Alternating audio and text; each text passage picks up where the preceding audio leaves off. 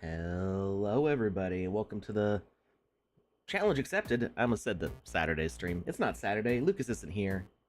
I'm by my lonesome, except for all you beautiful people. I hope you're having a great Friday. Assuming it's Friday. It's Friday for most people right now. There's a few of you already on Saturday, I think. Maybe. Like way in Japan or something. Almost Saturday, says Garnican. It's not even noon on Friday for me. So we're gonna say it's Friday. Gino Garcia over on Twitter says, is everything I see real? That's a very philosophical question. It is as real as what you see, I guess. You might be looking at a simulation, but it's a real simulation, right? Simulation is real in its own way.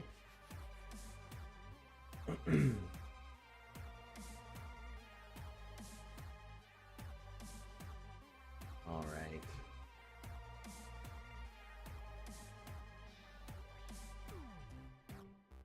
That's actually when people talk about whether the universe is a simulation or not.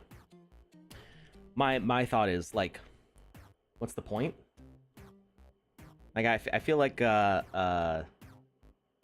if it is a simulation, it's probably not like a Matrix situation where our minds are like enslaved to the robots. It's probably the best reality that we can get, right? Like I'm not some brain in a jar that could be running out in the real world in the 4th dimension or 5th dimension or something. This is about as real as it can get for me, probably. So it's best not to overthink it. Just live the best life you can, whether it's simulated or not. Try to be a better person if it's all a simulation, right? Because if it's simulated, there's got to be somebody observing you, right? Otherwise, what's the point of simulating you? So.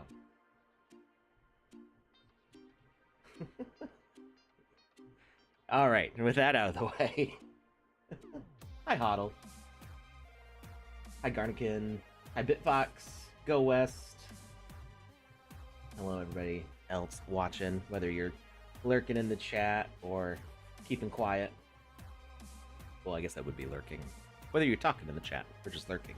There we go. Say it that way. So today we're moving on from the spaceship game that we made. That is live. If you want to check it out,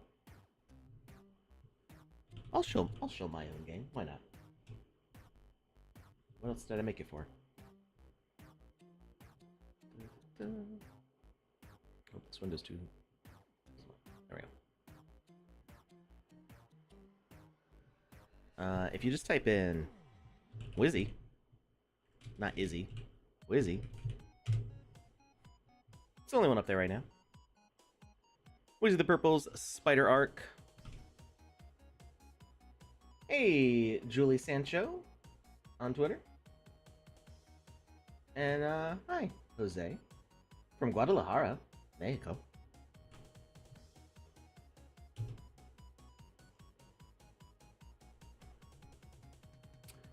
Now, I do have a thing for this. If you've taken a screenshot here and you want me to post it on the experience page, and I'll make sure it's like cropped nicely, and like I fixed the usernames because the hat clips through the username on this one, and Ian the IT guys user interface wasn't showing up, so I made sure that they're all named there as best I could. You can go to this tweet. Let me see if anybody posted something new. So Ian the IT guy got up there. Nobody else has posted screenshots there. But if you post some screenshots, it's in the chat. Bring your friends. And I'll share it to the experience page. These are all by Ian the IT guy. But I took what I felt was the best one, which was this one, and I just fixed it up a little bit. And I'd be happy to have a gallery of everybody who visited up here.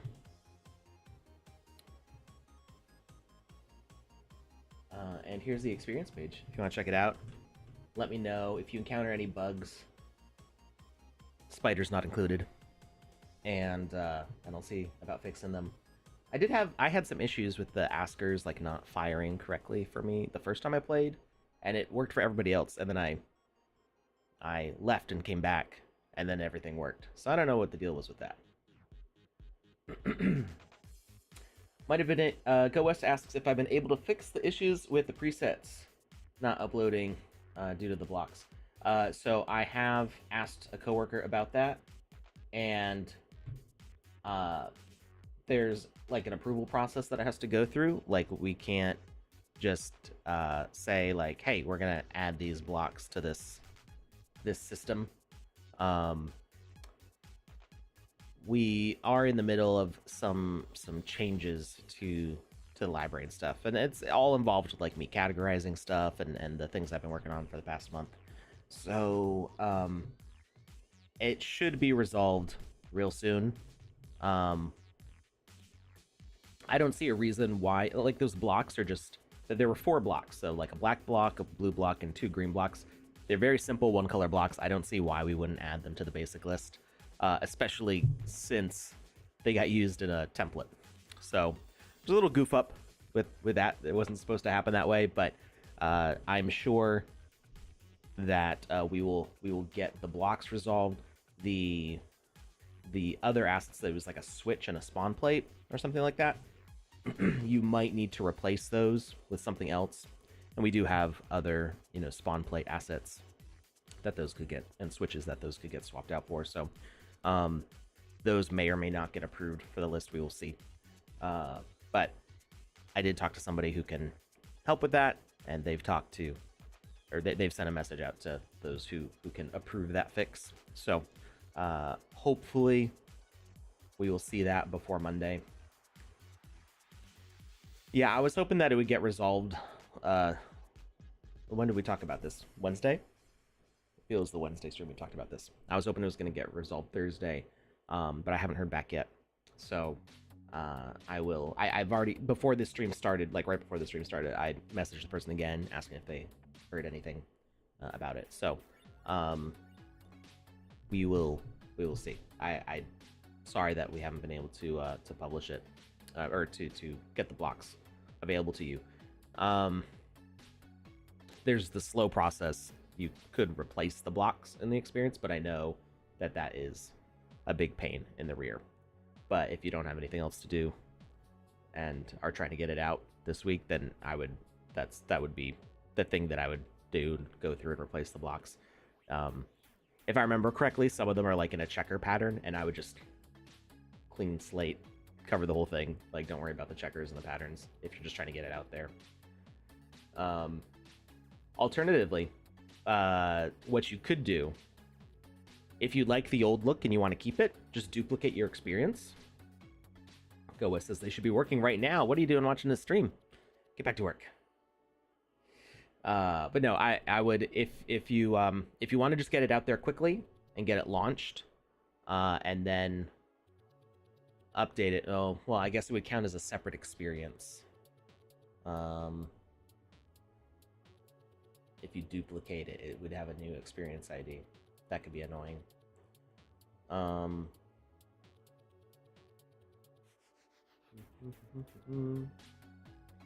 I was thinking if you duplicate the experience, then you could clean slate wipe all the blocks, because like obviously we've got a bunch of different block types like in this building. You could very quickly like alt paint over a bunch of them and then be like, hey, this is like ready to go. I wouldn't want to do that on the original copy, but if you make a duplicate, it's going to count as a separate game in the Builders Challenge. So when those blocks are added back, if you wanted to revert to the pattern, then it would like your play counts would like reset because of that, basically. I mean, you'd still have the old plays, but they wouldn't bundle up to be the minimum required for the week by switching the experience ID. So yeah, I would hold tight for that update, and Go West, I will do my best to ping you on social media as soon as I hear about those blocks. Yeah. All right. So let's review where we were with this one. So we have Wizzy the Green's quest. That should all still be working. I should do the multiplayer simulator play.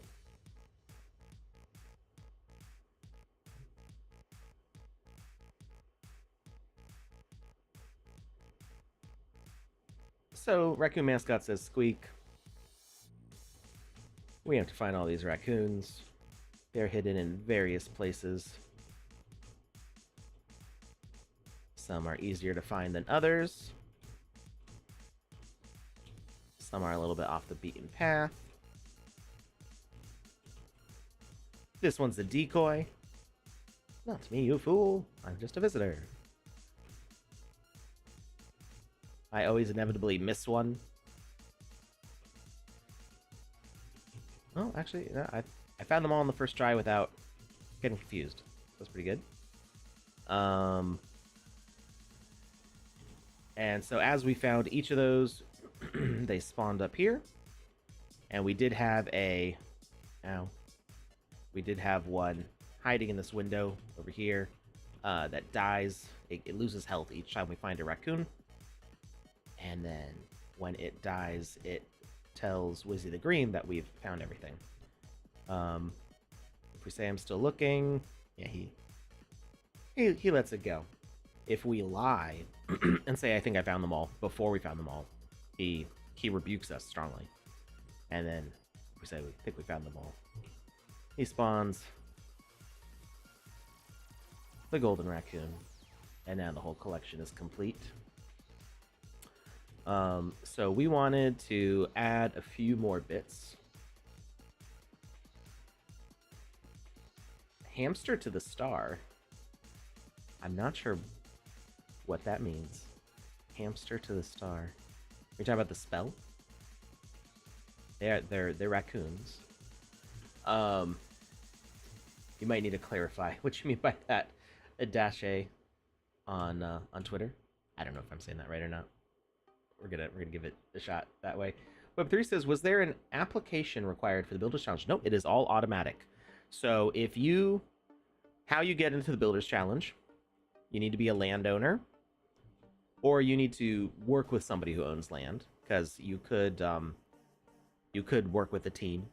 You know, there's no, it's not like a game jam where there's a limit of 4 people working on an experience. You could have a team of 10 people working on an experience if you wanted. Um, that sounds like a lot.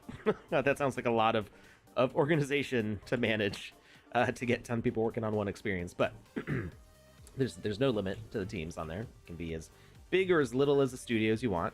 I'm making this basically all by myself. I mean, there's a bunch of assets that I've bought from other artists, and obviously the basic assets, and I'm working from a template and stuff. But I'm trying to do this efficiently.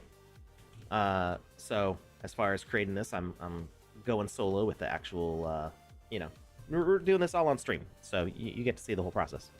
But once you own land or have somebody willing to publish it for you,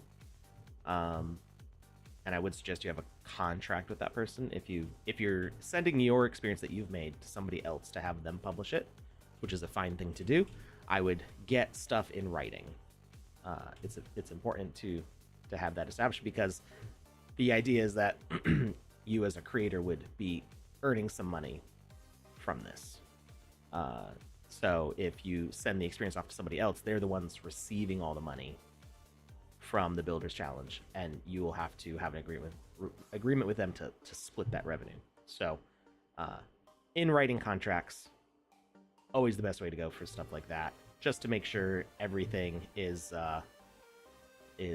legal and all expectations are clearly laid out, and nobody is going, hey, you said you're going to send this, or you said you were going to give me that, and it becomes a mess. So you don't want to have that happen. So be careful, do research. If you can find an affordable lawyer to help you with contracts, I always recommend that. I have a lawyer. I'd call him a friend, but I do pay him when I need to get contracts reviewed. So he charges, I don't remember exactly what he charges. It's like $100 or something to just like review a document, let me know what all's going on with it, make sure that everything makes sense, and that gives me a lot of peace of mind when I go into signing a contract with somebody. So, yeah. So you need land, and or you need somebody to publish it for you. And once you've made the experience and it is published on the land, you are in the Builders Challenge. That's all you need to do. You need to have an experience in the Builders Challenge. There are some requirements on the experience for it to qualify, and you can check that all out on the Medium. Let me pull that up real quick. Builders Challenge 2.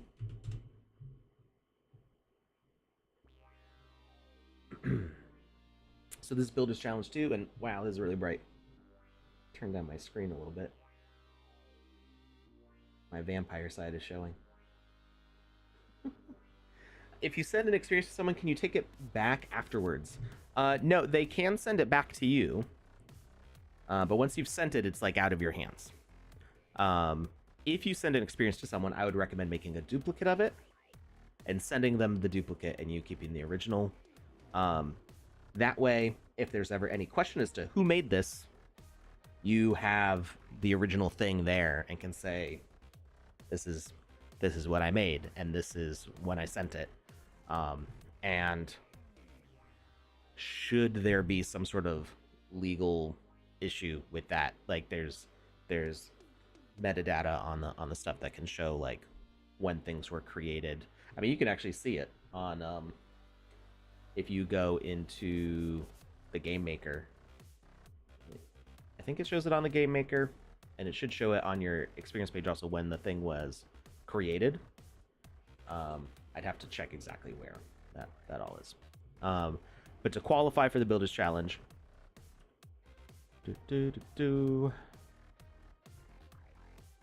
eligibility and participation, achieving success in the Builders Challenge 2. To participate in the event and to ensure a fair, equitable playing field for all creators, we have established the following eligibility requirements. You do need to have a wallet set up. So it is very fast to create a Sandbox account now. It takes like 30 seconds to just go like username, and bam. I think you set the username and the password. I don't know if it's required to have an email address. But yeah, you can basically in 30 seconds, you can set up an account and be ready to play. play or open up the Game Maker. But you do need to have a wallet connected to your account in order to qualify, because that's what your rewards get sent to. You need to comply with the terms of use, meaning that you need to read over those. They're at the bottom of the website. And it's stuff like don't infringe on copyright, no pornographic content allowed, no harassing people or like defamation of real life people, no like hate speech. So when people, this question comes up because we like have deals with like Playboy, and there's stuff in like the Snoop Dogg experiences and other things. Technically, upper nudity is allowed. Basically, make sure that the naughty bits down below are covered. That's basically the requirement, and nothing sexually explicit. But if you wanted to do like classical statues of like Greek gods, that's allowed. If you have swearing, that's okay, as long as it's not slurs or hate speech. Yeah, so the terms of use are very, very broad. Technically, this game is 18 plus, although there's a lot of experiences that are aimed for younger audiences that are totally appropriate for younger audiences. But if you see swearing, it's not a problem. If you see some upper nudity, it's not a problem. So yeah, make sure you read the terms of use. It might be a little bit confusing. If you ever have a question about the terms of use, I'm happy to try to answer it the best I can. I've had a bunch of meetings with our lawyers to make sure that I understand them. I think I have a pretty good grasp on what the rules are. So Game Maker version needs to be made with 0.10. If you started making your experience in 0.9, that's okay. You need to have edited and saved in 0.10. It needs to be up to date. That way people can play it. Account activity. Your Game Maker account must have been opened on 7 different days to demonstrate genuine engagement with the platform. So don't just log in one day, slam 3 wolves on a blank template, publish it, and go, I'm in. No, you need to actually put some effort into it. Game Maker needs to have been open and running multiple times. That doesn't necessarily mean that you need to have spent 7 different days on the experience. If you spent one day working really hard on your experience and made something really good, you can do that in 8 hours. I mean, we've made some pretty fun stuff in a 4-hour, even a 2-hour stream before. You need to have opened the Game Maker and done other things in it before to show that you are somebody who's genuinely interested in the platform and not just trying to slam something out to check off a box. But this could include playing in the gallery too. It doesn't say you have to have been editing an experience for 7 different days. You just need to be in the Game Maker doing stuff 7 different days. So spend 6 days playing in the gallery and 1 day building your experience. If that's what works, then that's fine. I'm gonna catch up with the chat in a second. I know I've got some questions there, but I want to get through this. Open to everyone. All creators are welcome to join the event. The Sandbox employees working on the Builders Challenge are not eligible for rewards. So if there's only a few people for that. Vpire, I believe, and PJ, who you see popping up in the Sandbox forum answering questions about the Builder Challenge. I don't know if there's anybody else under that list, but yeah, specifically the people working directly on the Builders Challenge are the ones that are not allowed. Ban policy to deter cheating or unauthorized activities. We will periodically review the top 100 experiences. If any suspicious activity, blah blah blah, you can get banned. So don't do anything sneaky. Follow the rules and be honest and try to make fun stuff. The whole point is that we're making fun stuff for people to play, right? And we're trying to reward people for making fun stuff. So just do that. Experience exclusion. To maintain fair competition among creators, experiences made by the Sandbox or brand partners will not be eligible for rewards. These are experiences with the orange tag brand and the blue tag Sandbox. Note that experiences made through game jams themed around a brand partner will be eligible for rewards. So if you've participated in a game jam at any point and are able to bring that game that you made to 0.10, if it was for Playboy or Smurfs or Care Bears or any of the many IP related game jams that we've had, that's totally fine. Um, but if it is, say, the Avenged Sevenfold experience made by Avenged Sevenfold for Avenged Sevenfold, that would count as a brand one and not qualify. Sandbox ones would be like the Bombkiss games that were made for the Bombkiss event, or Alpha Season 3 games that were made by the Sandbox. Minimum player participation: at least 10 unique players must play in your experience each week for your experience to be eligible for rewards. And there's been a lot of questions around that. I would just do your best to maximize the number of players. The more players you get, the higher your ranking is. And don't aim for 10. Aim for the moon. Get as many players as you can. But if you pass that 10 threshold a week, you should be in. And that's basically it. There was one that I don't remember seeing in here, but I'm pretty sure as a rule, is that it can't have been in the first Builders Challenge. It needs to be an experience that has not previously been in the Builders Challenge. Or is that a boost? That's a boost. Okay. So experiences that were in the first Builders Challenge do qualify. I got mixed up. But there is a 50% boost in your score if it's a new one, or one that was not in the previous Builders Challenge. Like I said, it can be from an old game jam. It could be a year or even a 2-year-old experience. If you've been working on something for 2 years and you've been keeping it up to date with the latest Game Maker, it totally qualifies as long as it wasn't in the first Builders Challenge. Multiplayer gets another 50% boost, and then assets from these collections get a boost. Now, there are assets from these IPs that don't show up in these collections, and for the most part, they should qualify. I actually worked on finding more assets, and I think I found about 160 assets, probably actually more than that, that could be added to the list. And I want to see if I can find that forum list. Builders Challenge.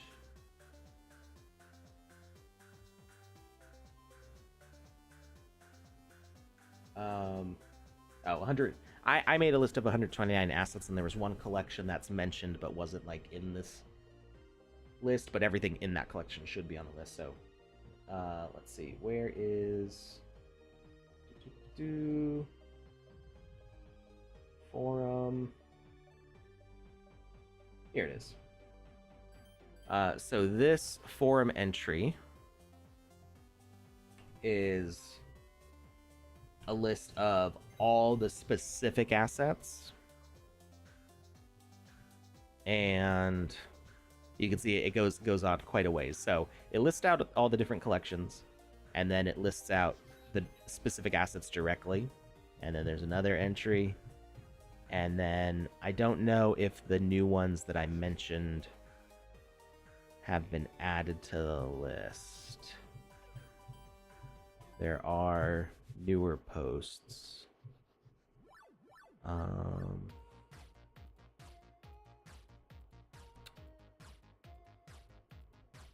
I don't know if they've been added in another post here, but there should be more coming to the list. So I know people mentioned like the brown sugar car from Snoop Dogg.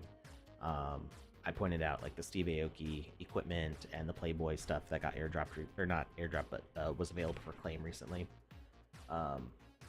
Those things are all there. Did somebody post this already? Who posted that? Who's posted in the restream? Thank you, whoever that was. All right, I'm gonna try to catch up with the chat here. So those are all the qualifications to get in, and these are the boosts. So yeah, it's automatic as long as you're following the rules. Just make sure you're following the rules. Last year try says, Alex, I'm sorry, when can I edit my Paris experience? I mean, after the 3rd of July or the 24th of July, because on Medium it says the 3rd for the public vote and 24th DAO vote. I didn't understand what the difference is. So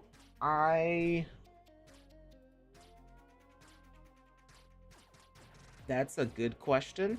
I would direct that to to maybe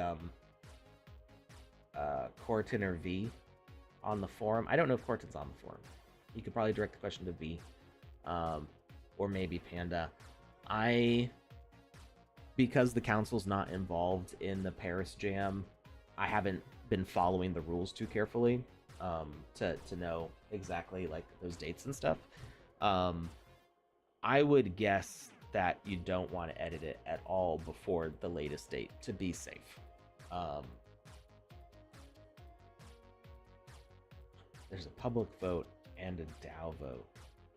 I didn't even realize there was a public vote. I thought it was just a DAO vote. So I'm not sure how that works out.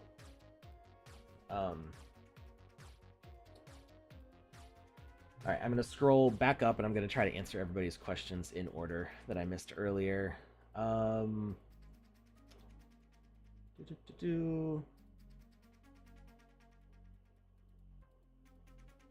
says, Medium could really do with an update. Only 2 out of 3 assets are required for the bonus. Oh. When did that change happen? I didn't hear about that. Julie Sancho asks if you need to transfer all the assets too. There's a checkbox when you do that. So when you go to transfer the experience, it'll ask you if you want to transfer the assets needed. I haven't actually done that in a while. I think it will transfer ownership of uploaded original assets that aren't minted, and then if it has any NFT ones that need to be transferred, I think it asks you to send those as well. But I'm not entirely sure about that process. CryptoGene says, good morning, everyone. It is 10 after 12 now. The morning is over, except for people in the western side of the U.S. now. Western meaning everybody west of Eastern time zone. Andy Ritchie says, Garnkin, if you send an experience, it will also transfer the ownership of the asset in the experience. Unminted assets. Yep. Lieutenant General says you can't transfer assets if they are used by another experience. That's an important thing to note. So if you've made multiple experiences and you're using assets that you uploaded in multiple experiences, you will need to either, I mean, ideally you would mint those so that way you could transfer those assets, and then have, keep some copies for yourself, and then it would transfer a copy over to the person you're sending it to.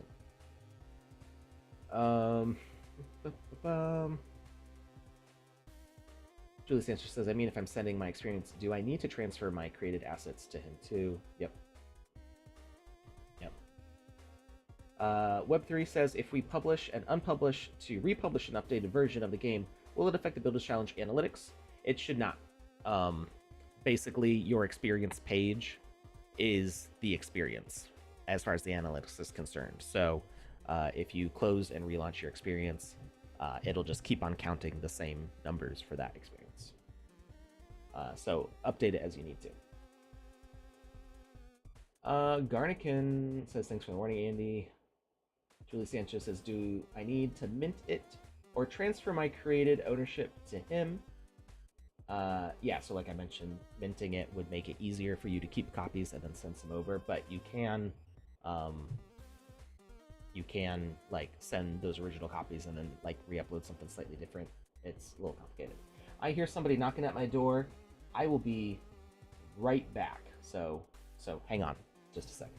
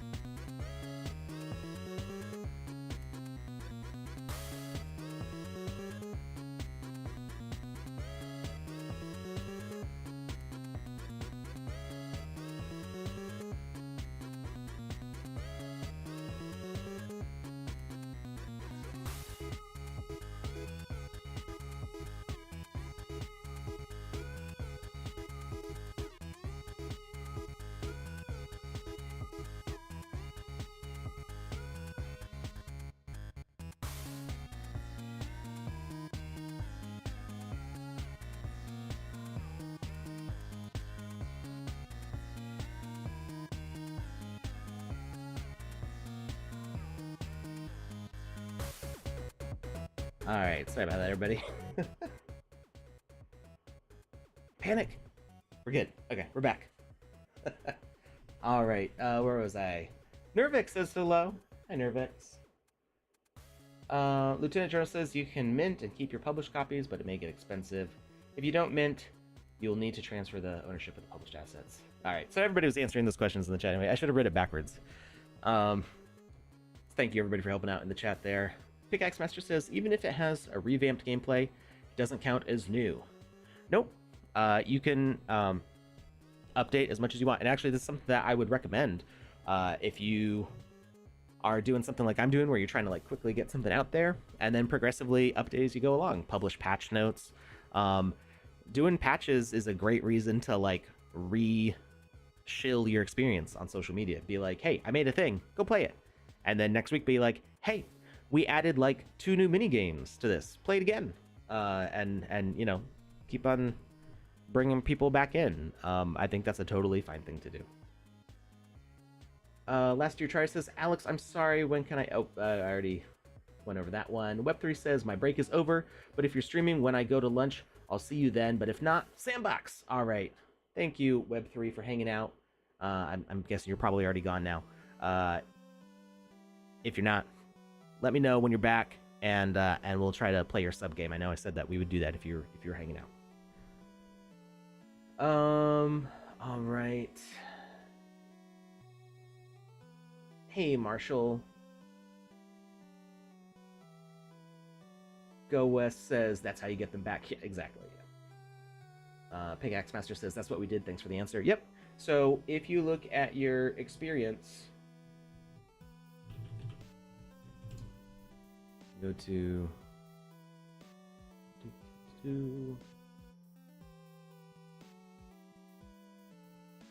come on.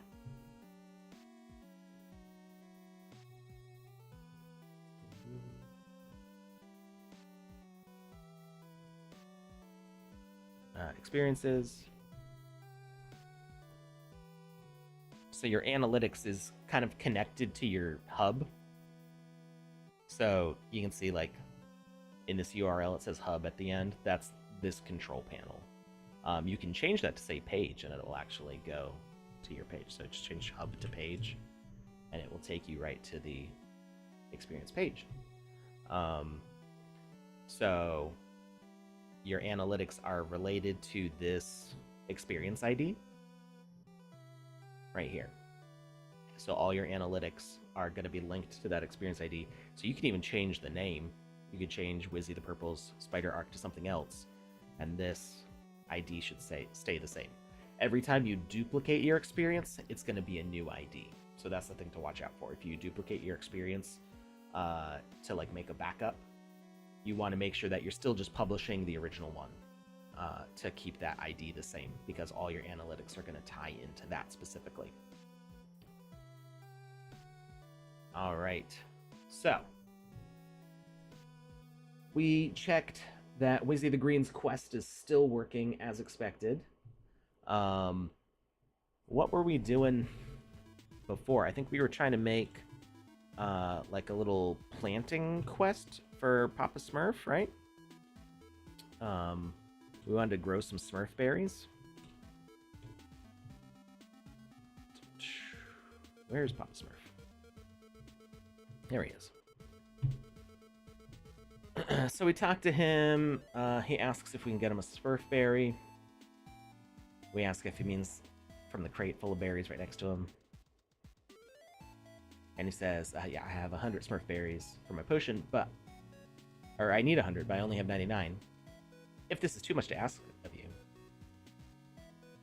And then we can be snarky and say, well, fine, I see you have it under control. Or we can say, oh, no, it's all right, I can help.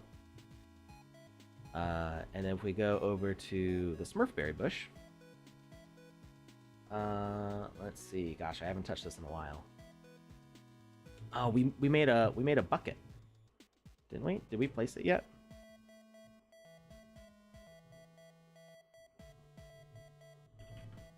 Water bucket. Does water bucket exist in this experience? It does not exist yet. So we never actually placed the water bucket. I think the last thing we did was we made the water bucket. Julie Sancho asks if we need a leaderboard feature in the game, or is it now available to every creators? So you don't have to have a leaderboard feature. So the leaderboard feature built into the game maker is not available to all creators right now. There's, I think, some who have been approved for it. I'm not sure on that. I don't know if any external creators have been approved to use the leaderboard. As far as I know, it's only, or as far as what I've seen, it's only been staff who have used it in like the Bombkus experiences. Did Bombkus? I don't remember if Bombkus had visible leaderboards. But if you play like, I think Tiny Tank Mayhem might have a leaderboard. There are some experiences that I've seen the leaderboard, but I don't know. I'm pretty sure all the ones I've seen have been made by staff. So it's not quite shared out to the whole community yet. If any external creators have gotten it yet. But it is not a requirement for the Builders Challenge. A lot of people are doing like screenshot leaderboards, so you could make like a Google Sheet form, or I guess Google form, where somebody could upload their screenshot and like say what their score was, and you can take the results, all of the results from a Google form, go into a spreadsheet, and you can just sort it by score, and then you just use the screenshot to verify that their score is legitimate. That would be the way that I would go about doing it. And you could also just do it through social media. You know, people reply to a tweet or they post on Discord or something like that, and you can manually tally the scores that way. I'd be careful doing it that way because you could get overwhelmed. Like if your game gets really popular all of a sudden, and then you have like hundreds of screenshots to look at, it could be a lot. So I would recommend doing the form route, because then it's very easy for you to just take those scores, sort them, and then you just have to verify your top 10 or whatever. I'm really congested today. I'm sorry if my voice sounds weird or anything like that. These allergies have been nuts. Okay. So, and the thing with the leaderboard, like I said, it's not required. It's just one way that you can really encourage users to engage. So games like the ones we played on Wednesday, with like Touche's, with the fun guy. I forgot the name of the game. The one where we were playing as a snail. Like Coin Grabber Rush or something like that. Or that was the old name. Somebody in the chat knows what I'm talking about.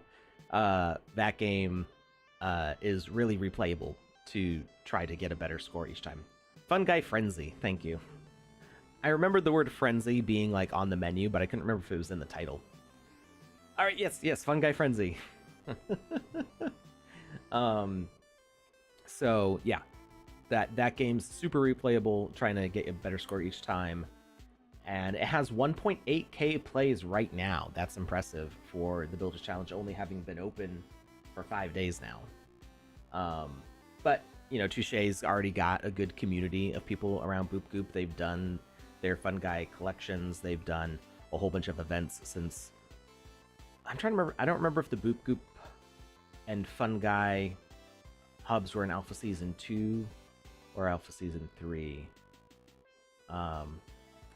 When you have to reload it every time to play, that adds up. So, that... I don't know if reloads count for anything. It doesn't count for the Builders Challenge score. They do count for... Oh. Apparently I don't know what I'm talking about. I thought it was just unique players.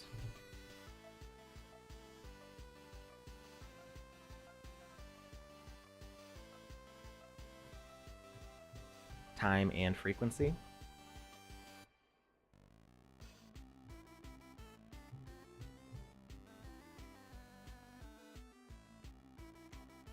Your engagement score will determine your rank, which can be calculated by multiplying the average session length of your experience by the total number of visits made by a player who have accomplished at least one quest.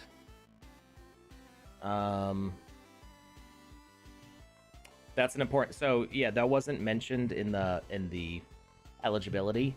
You do need to have a quest, at least one quest. Um, Minimum of 10 unique players to qualify. Okay. So, this kind of balances out by session length, because you can have a really short session in Fun Guy Frenzy. Like if you're doing poorly and your session ends really fast, then your session length could be under a minute. You know, you could have like a 20-second session. So yeah, that score could be dropped significantly. Like I would think that.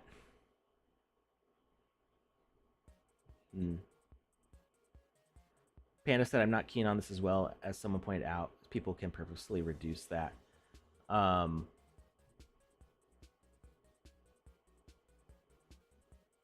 like if you're, it depends on. You would need like one long session, right? You would need to have a session that's really long. Um, just one session that's really long, and then a bunch of short sessions. But it kind of averages out, right? Go West says, yeah, when people did my speed run, that 46-minute average time play went to like 12.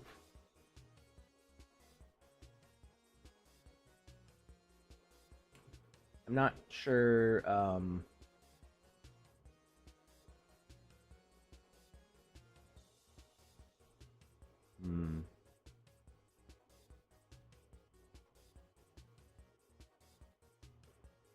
Yeah, I think you kind of want to balance it out, right? But if you don't have them revisit, you need both things, right? You need a lot of visits and you need the visits to be long. Like those are both measurements of it. What's the best way to measure it? I mean, that's really a subjective thing. Um, and yeah, it's difficult to balance that. Panda says, I'm more focused on a competitor being like, oh, hey, they are ranking higher than me. I'll play their game for 50 seconds and it'll reduce the score. But Panda, does it actually reduce the score? Because it's cumulative.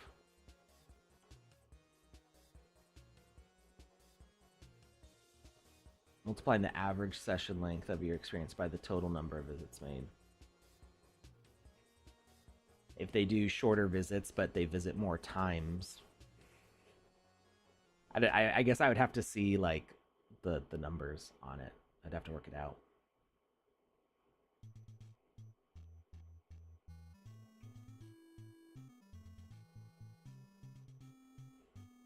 Yeah, I do see how that can make the average go down if there's a lot more visits. Do the metrics get reset in the beginning of the Builders Challenge, or do they add up? What was the average? That's a question for the Builders Challenge team. I would say that's a forum question that like PJ could answer. Because, like I mentioned before, I'm not on the Builders Challenge staff. The only thing that I'm doing to contribute to the Builders Challenge on the staff side was recommending the assets that were missing from the collections. I went through and I searched for all the assets that the Sandbox has ever minted for the various IPs, whether they were in the collections or not. I am wearing my Sandbox shirt. Wrong side.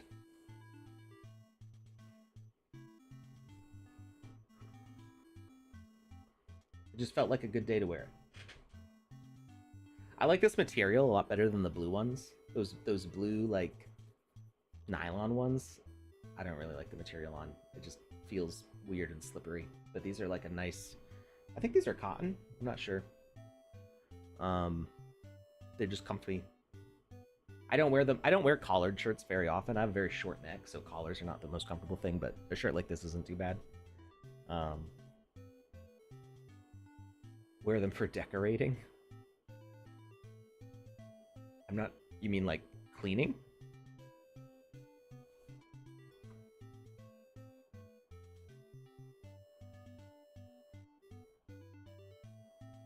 All right.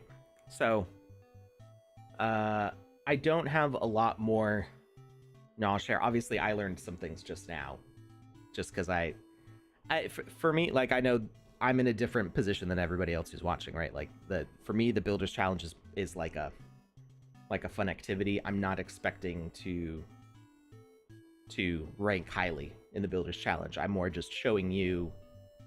This is more of a practice for me to be like, I need to level up my game maker skills, and this is a good way for me to do it, in a way that I can show all of you what's going on. But I'm not really focused on competing in the Builders Challenge, and raising my score. I would like to do as well as I can, but I'm working on Wizzyverse stuff. I've got staff stuff that I'm working on. Eventually, I'll see my kids this summer, when they jump scare me. So I've got other stuff going on, that I can't really focus on promoting my Builders Challenge games and trying to get people in them. But I want to do something fun with it. I've had this land since the first land sale. So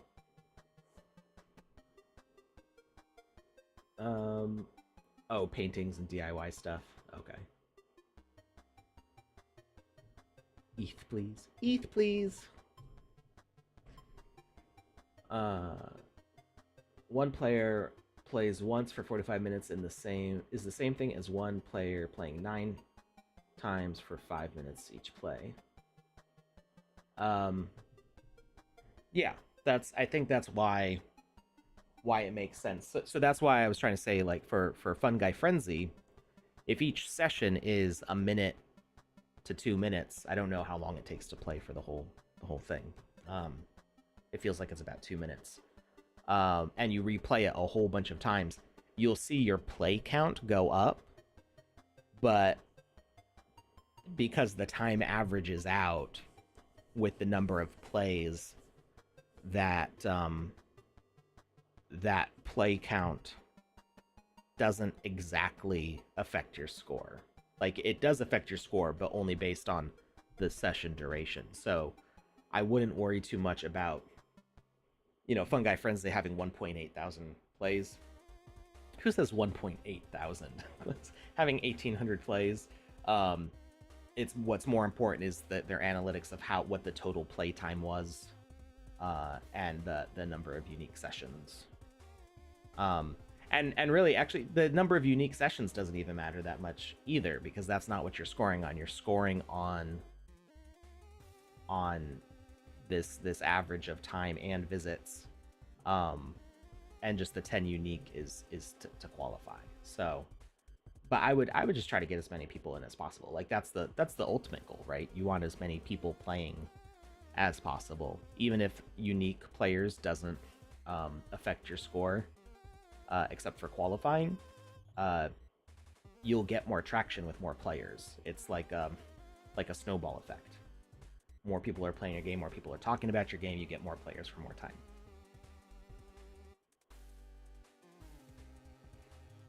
All right. So, we're trying to make this bucket quest here. We got our water bucket. And I think we needed to make it like an animated decoration and then have it trigger different animations based on what state it's in. So I guess first we need to know where we're gonna put it. Actually, we can we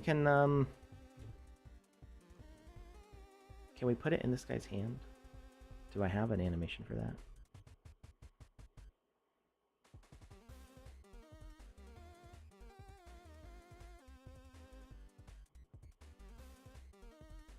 Empty carry. I did. Aha! I'm so smart. So this guy's just idling. Maybe we'll put a little glow on this thing. Oh, my neck.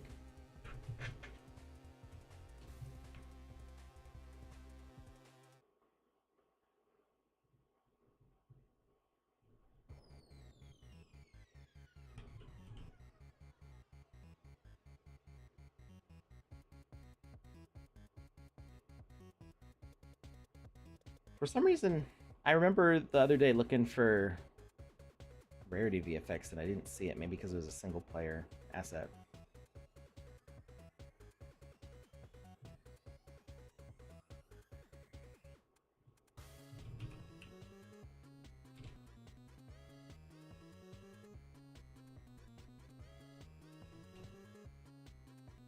Just a little glow, bring a little bit of attention to it. Not too much.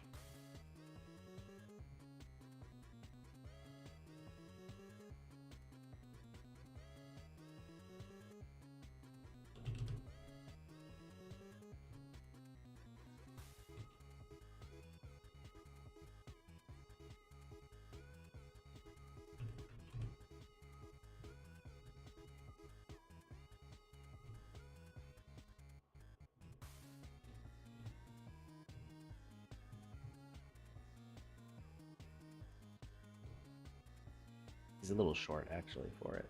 That's okay.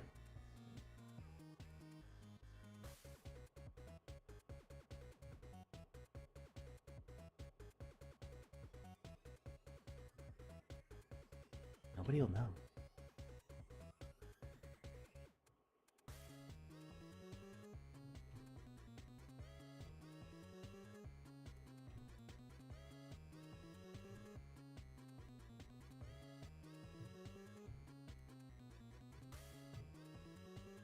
Except it clips right into his leg.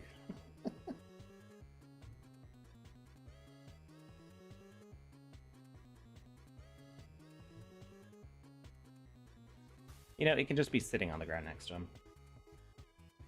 He doesn't have to be holding it. Redo empty.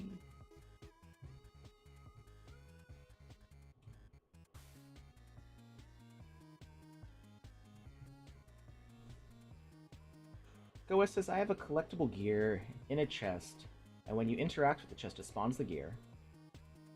I'm having an issue multiplayer.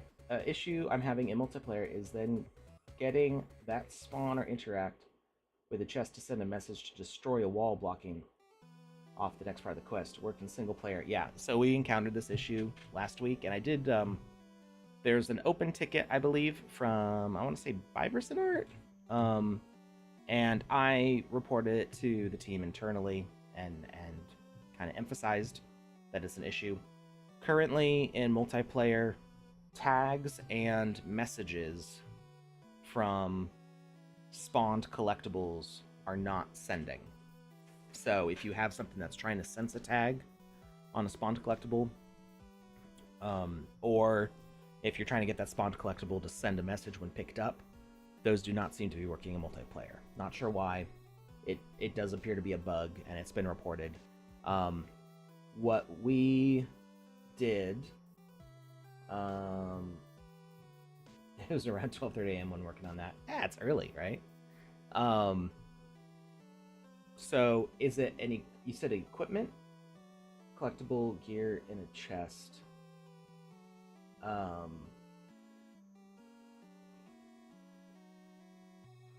So there were a couple thoughts that I had for how you could get around that. And none of them are particularly pretty. Okay, chest spawning a wearable, yeah. So the idea is that when you equip the item, it's going to cause the wall to break open or whatever. If I have that correct. Or is it just picking it up? Because if it's just picking up, it's different.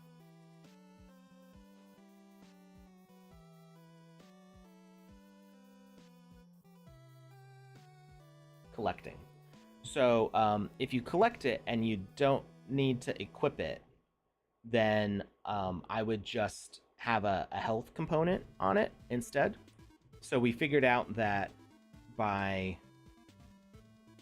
doing the health component.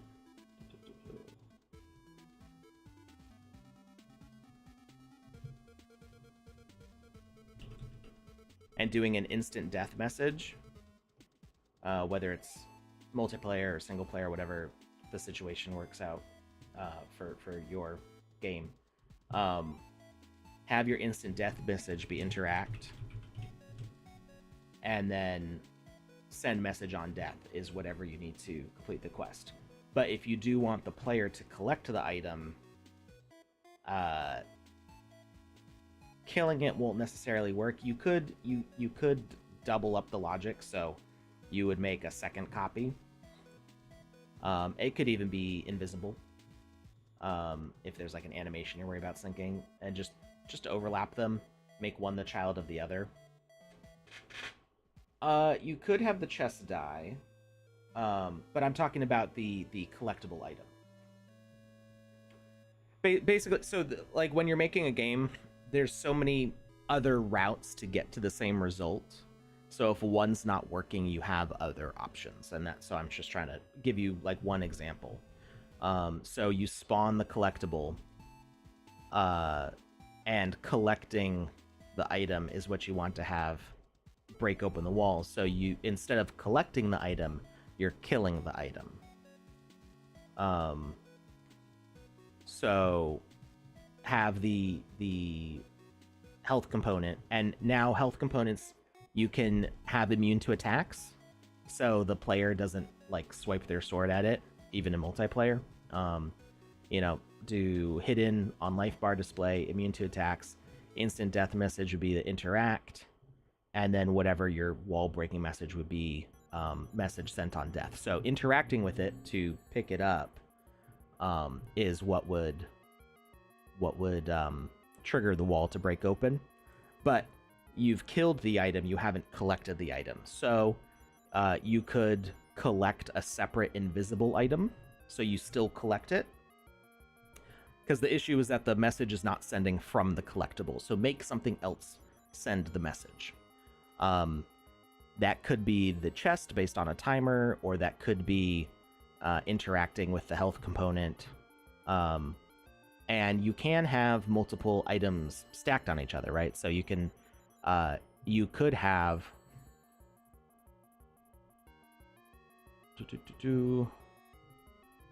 if we made this collectible one. Let me do it actually like with your example. If you've got a Sensei Alex, you should redeem it. But we're gonna do it down here. We're gonna do chest.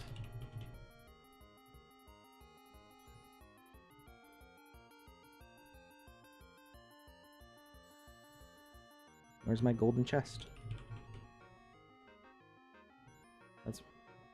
I swear it didn't show up under chest. Oh, no, it is there. I just missed it. So you got your chest here. And we've got a wall that we want to void. And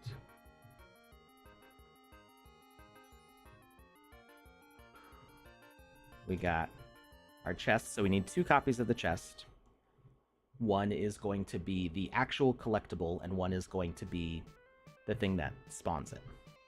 And so we're going to attach the collectible one to the other one. Here. Actually, they don't even have to be... do they have to be attached?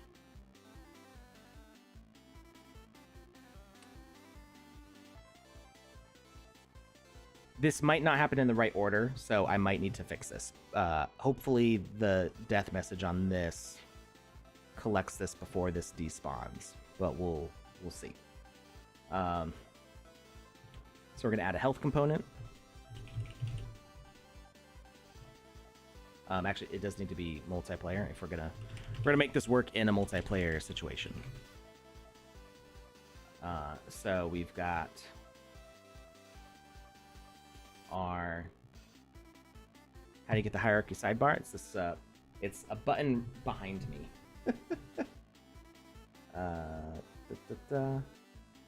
This right here, the bottom left corner.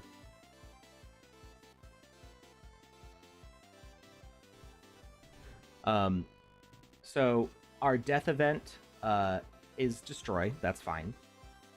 Death delay 1 is probably what we need. We're going to have interact, kill it. We could make that even fancier by having a speaker component. So if you don't want players to interact, they can do a trigger volume. And you can say that anything within this range picks it up. Or we could maybe make it smaller.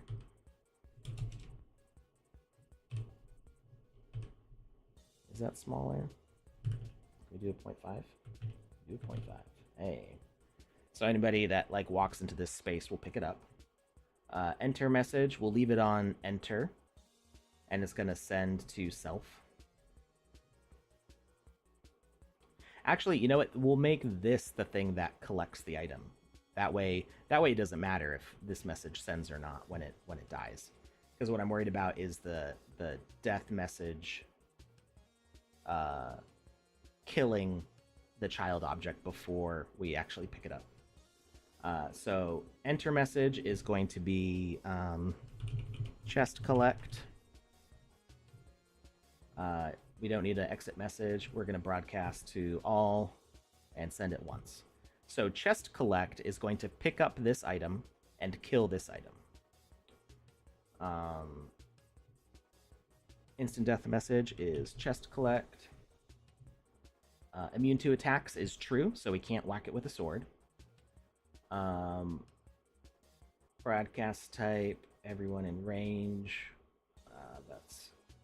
Well, it doesn't even need to send a message. Oh, it does need to send a message, right? To kill our wall. Kill the child. And actually, we don't even need it to send that either, right? We don't even need health at all for this, because everything can happen with the trigger volume. So forget the health. Like the health would work, and it would work in some situations, but we're triggering a whole bunch of things, and we can have all of it happen just because of entering this this trigger volume. Because we're not making this collectible. So we're actually going to add a plant, which will make this disappear when it gets chest collect. And then, yes, we are going to kill the child. Oh, sorry, wrong stream. Oh, no, I was on board. I was with it. We're going to make this one the collectible.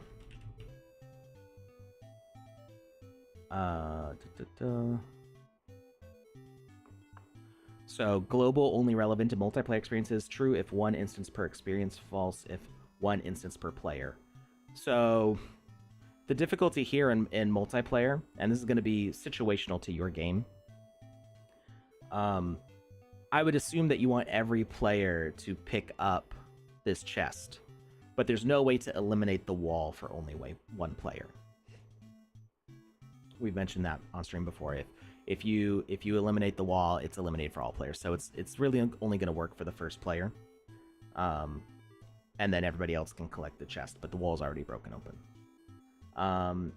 So collect action is going to be interact.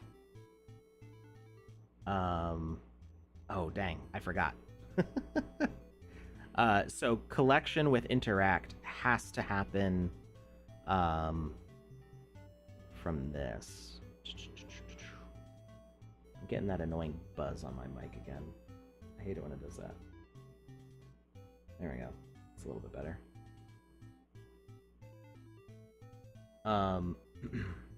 You have it all up to the point of killing the wall. Yeah, so we're killing it with a different thing, right? So chest collect. So let's make this back to the health component again, because we do need that to pick up the item. So health,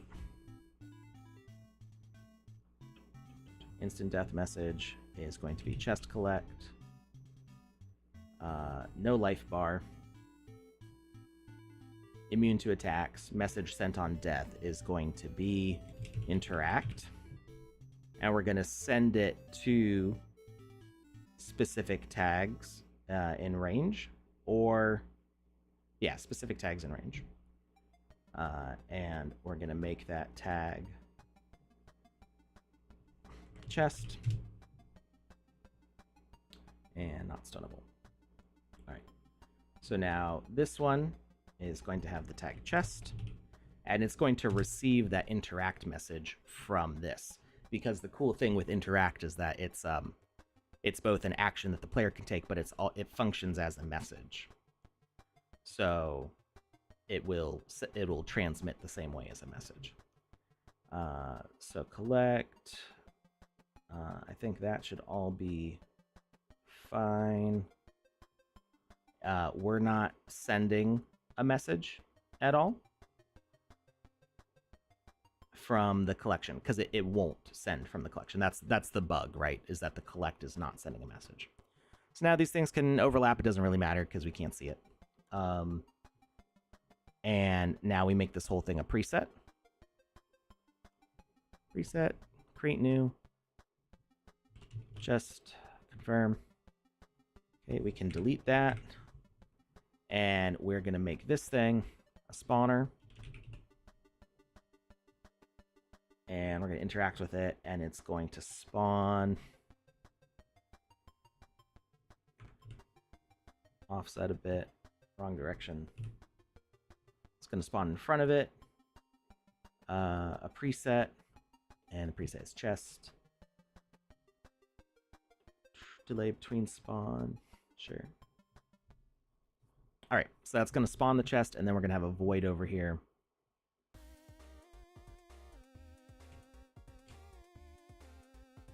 Too big. Something small.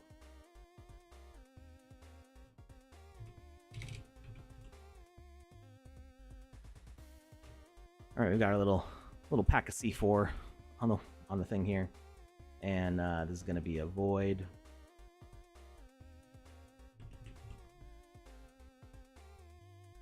Block destruction, destroy from list, cobblestone. Oh, not cobblestone. What is this? Just stone? Stone gray. Don't destroy any items.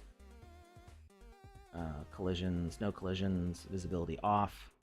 And void is going to be on receive message of chest collect. And make sure that's all good. Okay, so our chest is spawning the chest piece, which when we get into the trigger volume, it's going to send a message that kills itself and collects the invisible chest, so it actually goes in our inventory and destroys the wall. And let's make sure it works. I already had multiplayer simulator on, so that should be fine. So we interact, pick up the item, and it didn't work. All right, so it's probably because I destroyed the thing that's sending. Did it even pick up the item?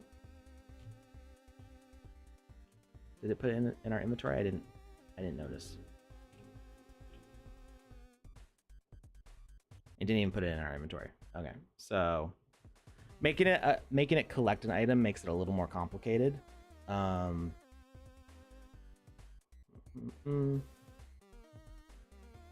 tags stay when collected, or can tags be selected when equipped? I mean, detected. So we found that both the tags and the messages from collectibles were not sending when the collectible was spawned. So we're trying to bypass that, basically. We're making it so the collectible aspect doesn't send any messages. So obviously, like, the thing killed itself, so that was that part worked correctly. So we go back to our presets. We're going to edit this logic and see what's going on with it. So we've got chest collect. Oh, did I not send it? That's why it didn't work, or at least part of why it didn't work. Broadcast type, we're gonna send to all. Nope, that was the wrong one. I did the wrong thing.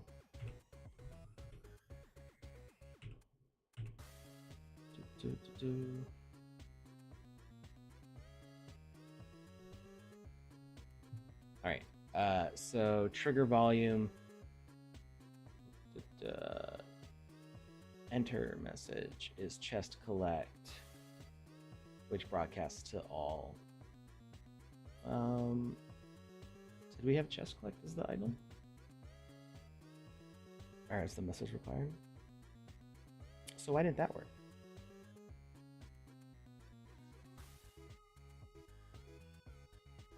How did we fix this in the other one? I think I got myself mixed up here. Trigger volume.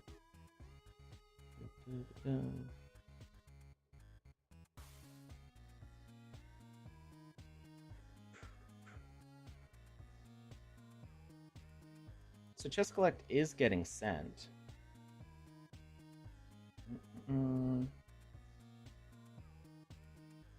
Broadcast type all. Oh, you know why it didn't work? Because my void is too small. You remember when void used to be like a 3x3 block? That's what my brain was doing. It was just assuming like the void was going to be big enough to make a hole in the wall, and it was not. Okay, so the void should work now. I think it's the collect is not working because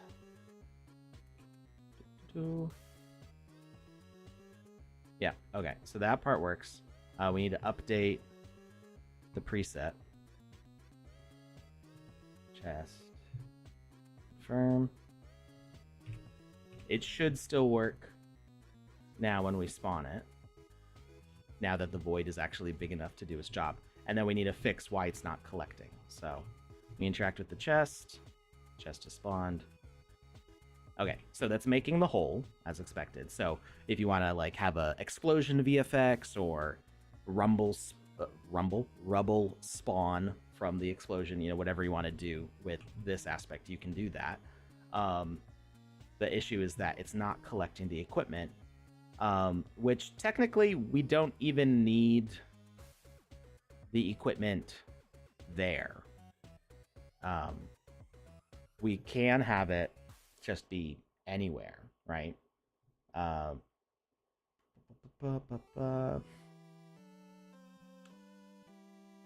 If we do the interact, like the collectible doesn't have to spawn with that. It could just be in a place where we can't interact with it directly. So if we do the Fenrir Frost chest and we just hide this somewhere, so like ignore the fact that we're spawning the preset of it, like that we can get rid of that part of the preset. Make this a collectible and do global off so that way all the players can pick it up, and have the interact there and add the tag chest. We would just assume that that asset is like underground or in a wall. So like, you know, technically we could interact with this and pick it up right now, but if it's underground, we won't be able to see it or interact with it. And now when we do this, why is that still not working? Chest tag. Wait, did I not put the chest? I thought I did that already. Did I not hit enter? I've done that before where I've like typed in a tag and then forgot to hit enter. Let's try it again. And it's still not working. Why is that not sending the message?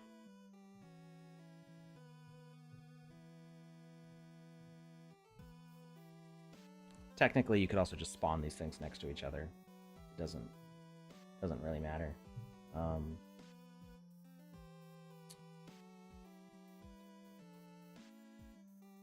Can you interact with them at the same time? I'm not sure. All right. Chest collect gets sent to. Oh, specific tags and range was too small. So make it big enough where it's gonna hit the item. That should be it. Update the preset. I think conceptually I'm getting it right, and then I'm making small little mistakes that are just making it not work.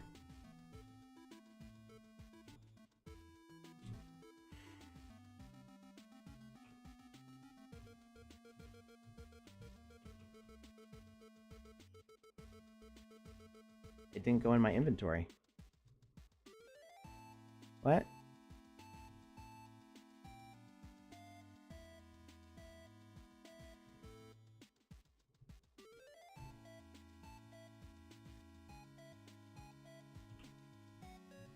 It collected it, but it didn't collect it?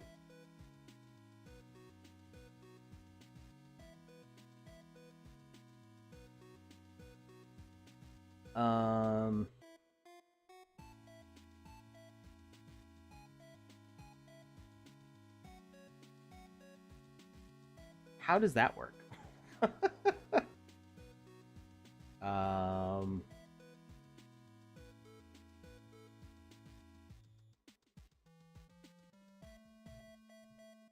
think I'm gonna have an aneurysm here. What? Why did it disappear, but it didn't go in my inventory? You see that, right? You see it disappearing?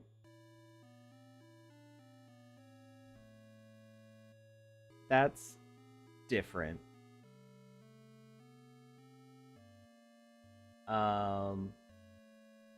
What if I just interact with it directly?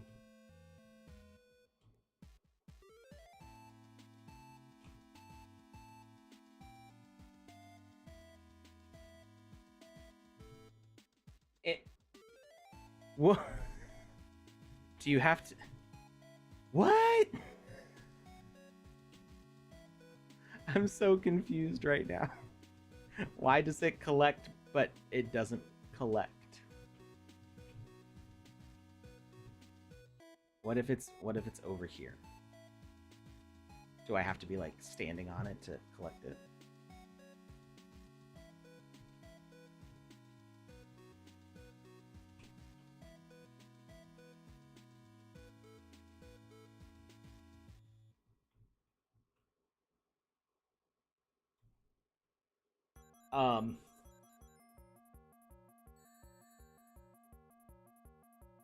I'm at a loss for why that's not working.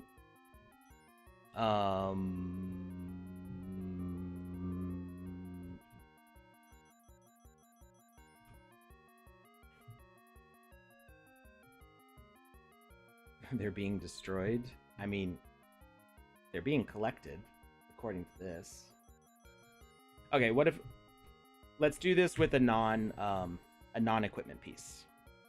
Let's try it with something that will show up differently in the inventory. So let's do it with this. We're gonna turn that off, make it collectible. Global false. Collect action is interact, and then we're gonna add that chest tag to it.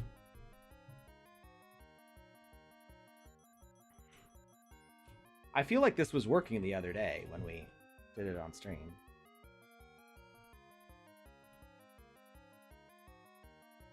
Card disappears. Let's check our miscellaneous. It's not there. I'm collecting it, but it's not making it into my inventory.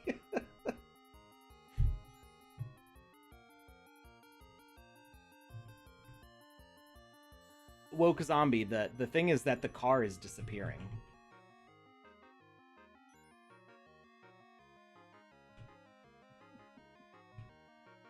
That's the thing that doesn't make sense. I can manually collect it. We're using the interact message, and I can collect the car. It's there. It's showing up over there. If I go to my inventory, it's going to be in my miscellaneous. There's the car. But then if I trigger it,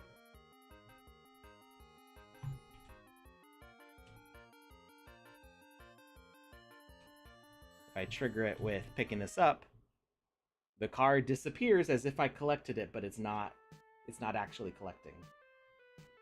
That feels like a different bug. I don't know. I'm sorry.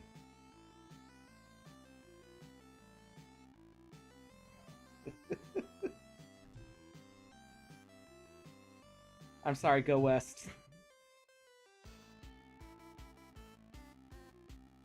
You can assign different equipment per team. Yeah. Using the team settings for each spawn point, you can select unique equipment per team.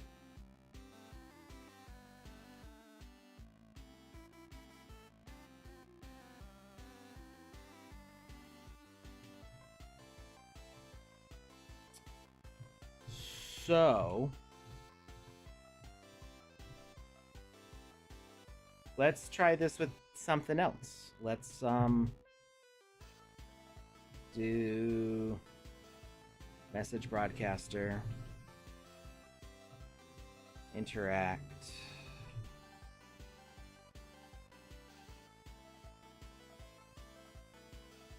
specific tags in range, chest, wait before broadcast, interact. So if I interact with this car, it should pick up that car.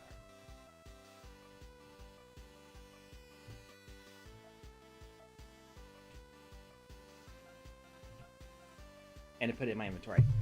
Why? Why? What's wrong with you?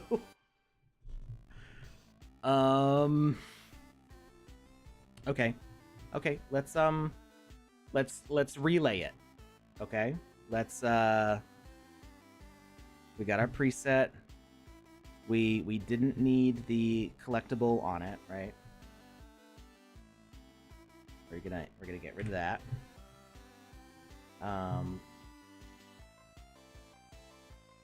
So entering the trigger volume space will trigger that. It's going to send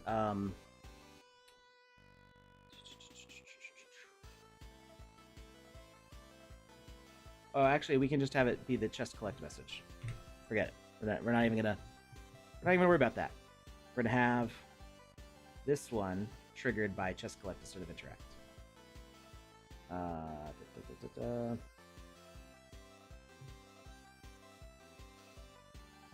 Message required, chest collect. This is where it didn't work one way. We're just gonna try. There's another way that we can send this message, right? There's always a different way to send a message. Yeah, let's get rid of that. Double check these. So it sends chest collect to all. Easy peasy.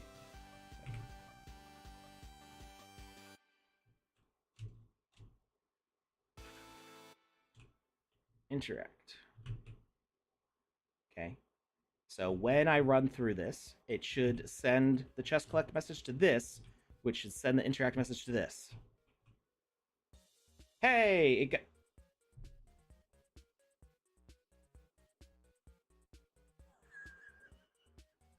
It picked up the other chest because I had left it on the preset. So you don't have to have, you can do it either way. It doesn't matter. Why doesn't that work directly?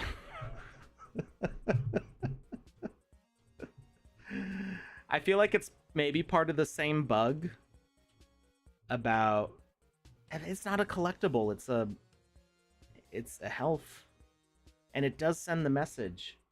That's so weird. It's so weird that it sends the message, but it won't send the message to actually collect the collectible. It'll just send the message to destroy the collectible, but it's not destroying, it's collecting. It's just not collecting.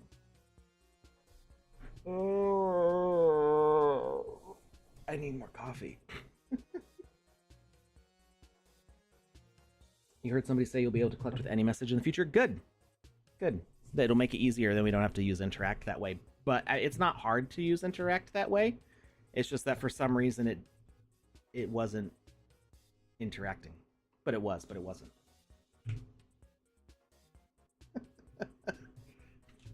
So the logic for the numpad is just void on our enter message for the trigger volume.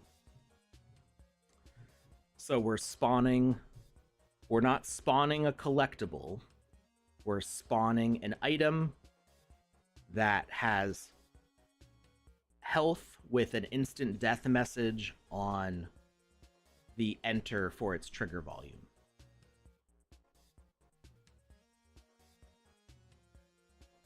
And then the void is happening with that same message on enter.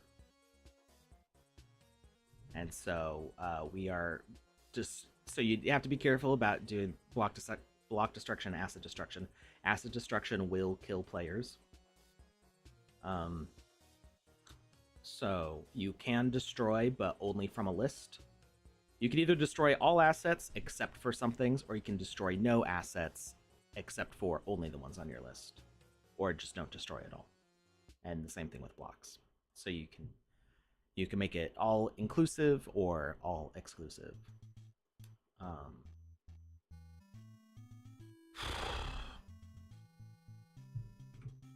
Go West. I didn't see a Senpai Alex redeem. Oh no, I deleted a building.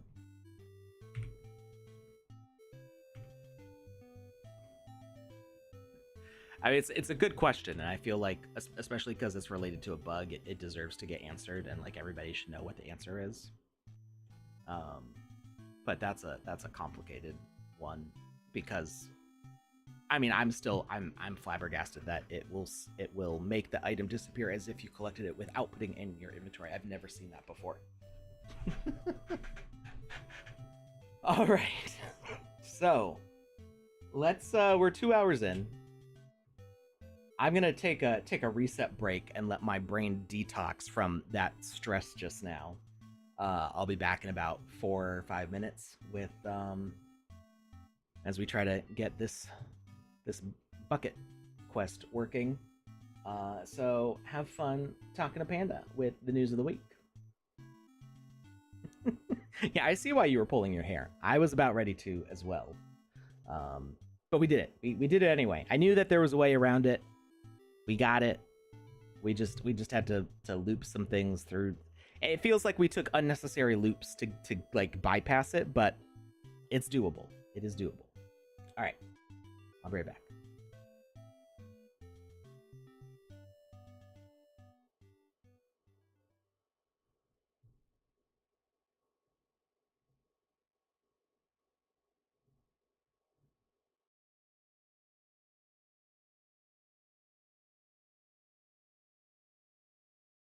Welcome to the news of the week. Kicking off the news of the week, we have the Game Maker Fund Builders Challenge number 2.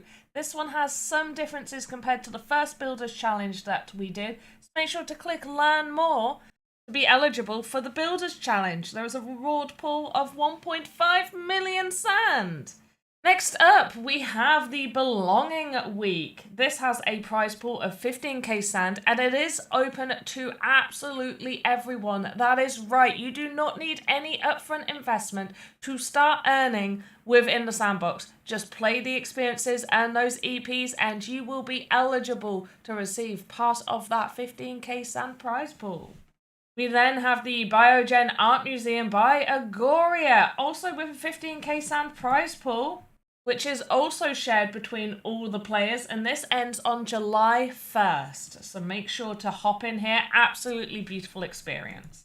You can also go over to the events page and see all of the amazing events happening. Make sure to jump over there and take a look at the events page.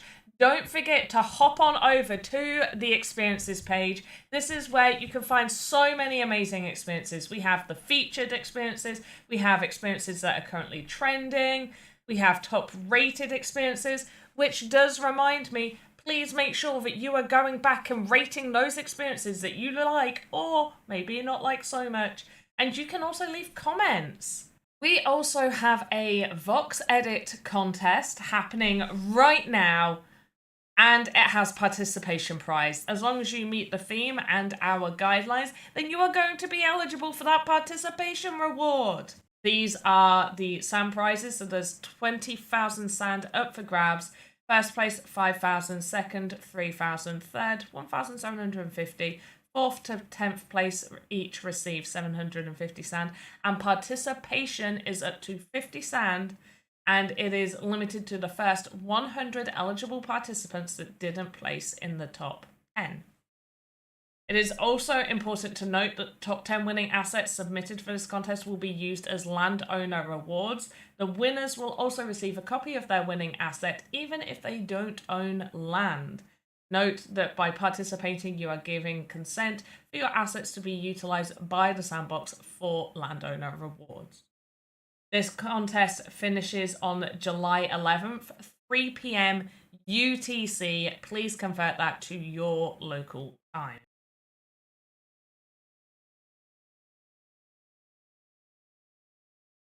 Our first mention of the week goes to Craver Pocket Camp. Absolutely love this experience. We have played it live on stream, but I do want to give this one a shout out. So definitely go check out Craver Pocket Camp. Great experience. Go and enjoy it. Also, go check out Wild Harvest Nature's Bounty by Guem Studios. Hopefully I said that right. Very nice experience. I'm pretty sure this was created for the Impact Game Jam. There was a slight learning curve, but beautifully done. Very nice experience. Go check it out and enjoy some resource management. For our artist mention, I am going to mention this amazing Gothic grand piano by Zhang Doru. 15 sand for their common version. Real nice. We've got some different animations here. Lovely piano. So this is the Gothic grand piano common version by Zhang Doru, and there are 100 minted at 15 sand. And the level of detail on this is absolutely spectacular. Really like this, so well done. Also going to mention the collection pack, which is the VoxEdit contest winners. There will be some more VoxEdit contest winner assets added in here from some of the more recent winners. Their assets will be added to this collection. As you can see, there are some still here. So the Golden Dragon Head, 25 sand.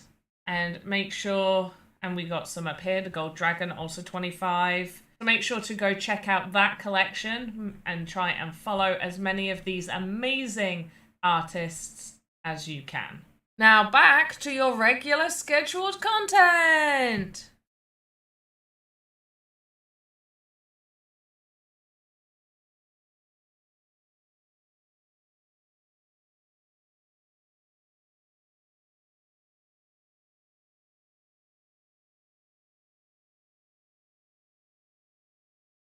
All right, we're back. How's everybody doing?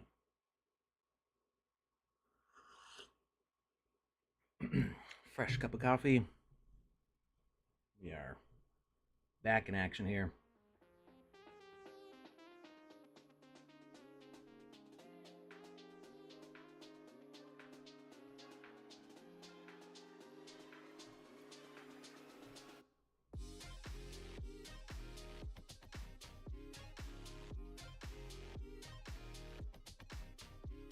Okay, so we need to figure out how to get this bucket over here to complete the Smurf quest.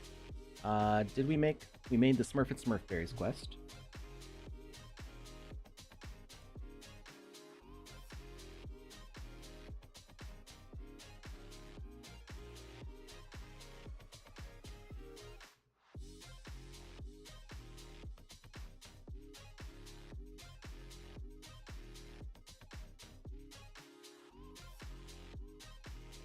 All right.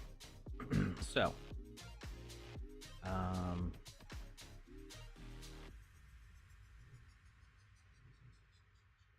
its default animation is going to be harvested.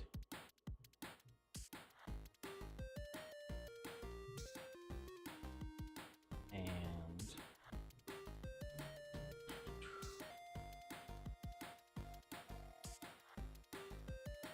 we're going to try to interact with it.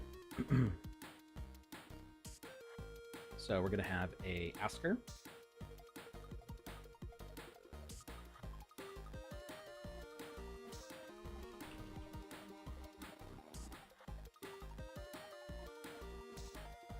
Did we figure out that single player askers don't work at all in multiplayer, or was that just I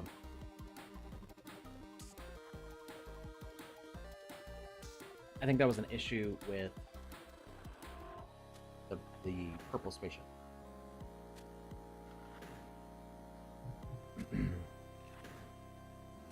So we're going to interact.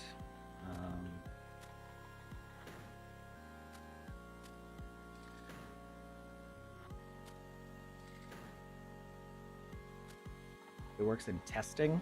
Are you using the multiplayer simulator? And make sure you're using a multiplayer void, because there's a single player void. Basically, everything has to be multiplayer in that chain.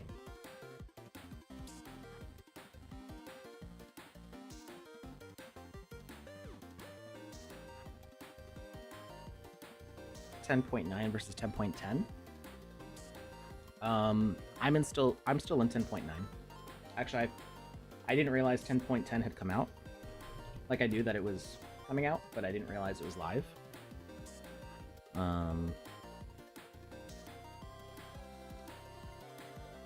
Oops. 10.10. Patch update. Bug fixes. Audio. Some audios were being cut unexpectedly, so with a little bit of tweaking, we fixed that. VFX canceling the quit game pop-up was disabling the VFXs. That no longer happens. Anti-cheat. Lots of new additions to better track the player within an experience. Replace asset. There was an unexpected crash when using replace asset tool on the avatar spawner. Regular optimizations in terms of exceptions and opening experiences. It's not super detailed of a changelog, so I'm not sure.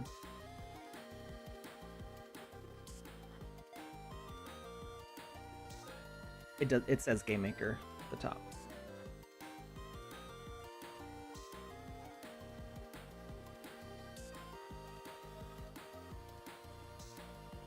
We're on the create changelog, so all of these patch notes are related to, well, it'll say. So October 19th, we had a Game Maker game client update.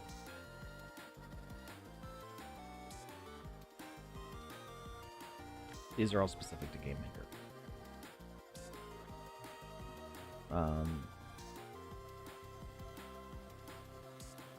I don't know if we have a dedicated client changelog.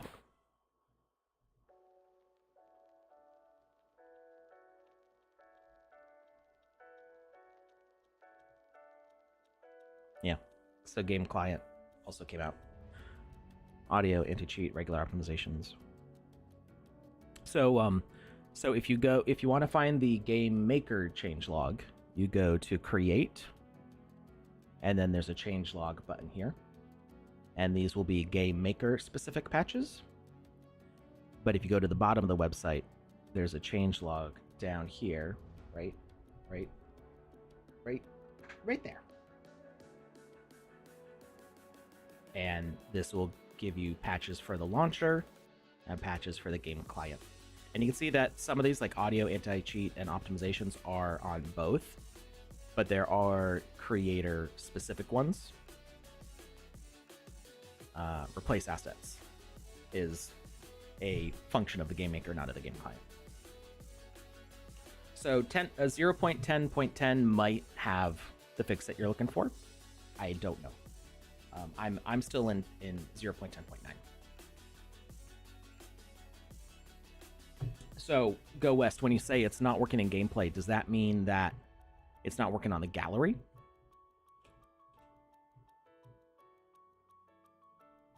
Can I undo back to where we were?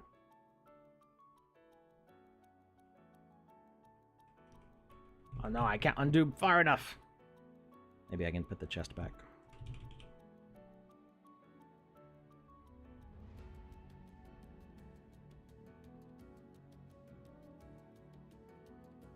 Live on map. So gallery and map usually is pretty much the same. I'm not going to publish to the map right now, but I will test this on the gallery.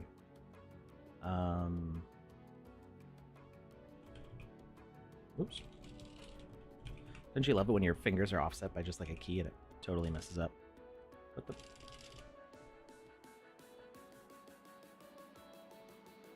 Didn't matter because I was on the wrong thing. We're gonna interact, use preset, chest, all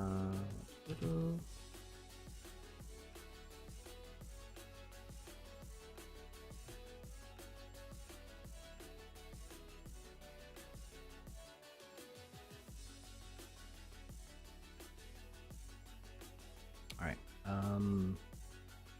let's make sure it works here first.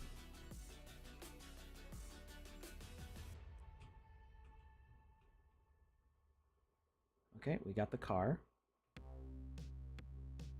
Did it also give us the chest?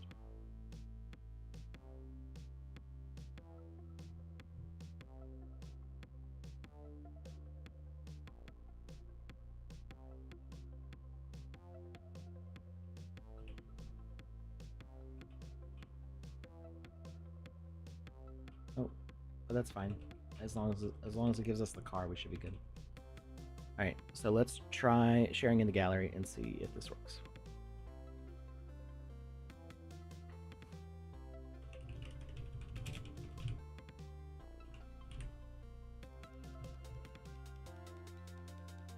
Hey, DMT Workout from YouTube. How's it going?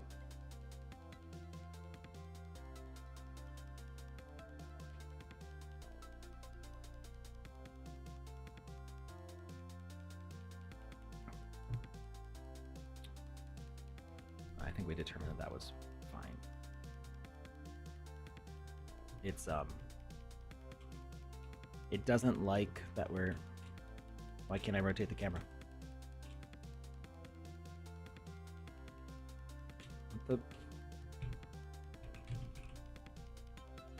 What? I can't move the camera at all.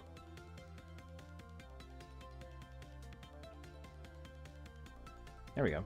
That was weird. It doesn't like that these platforms are connected to an NPC, because platforms are exclusively multiplayer, and the things that actually make these fish roam around are... Where are they? How deep did I go for this?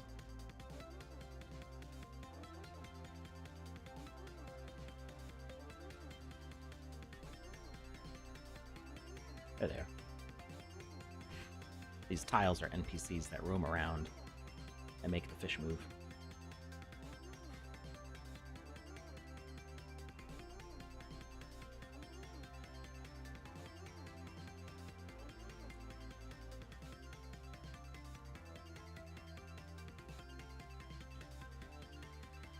All right. Let's save. Go to the gallery and see if that wall blows up.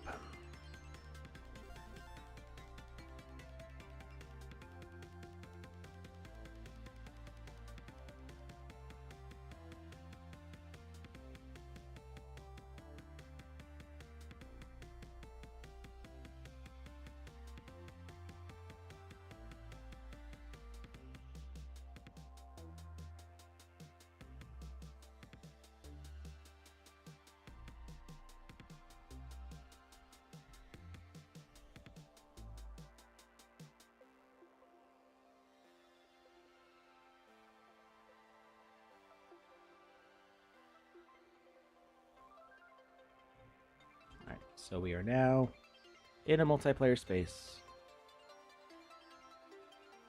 We can interact with the chest to spawn. And you're right, it is not doing the void, but it did do the collect. So I think our solution is to just do it the same way we did the collect and route the message. So we go back to this.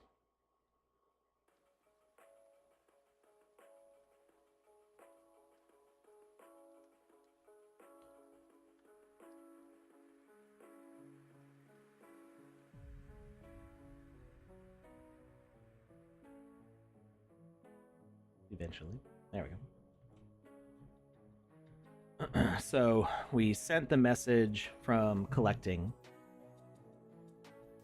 from picking up the chest, went to our message broadcaster here with interact, and we can do the same thing. And we're gonna make these invisible.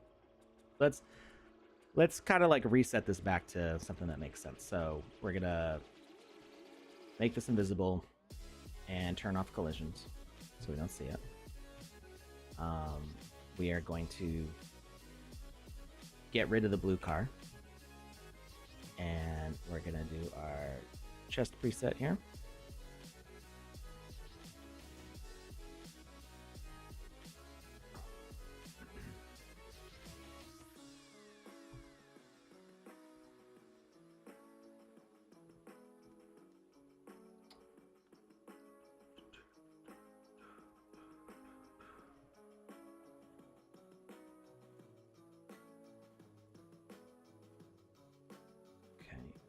We're going to send this to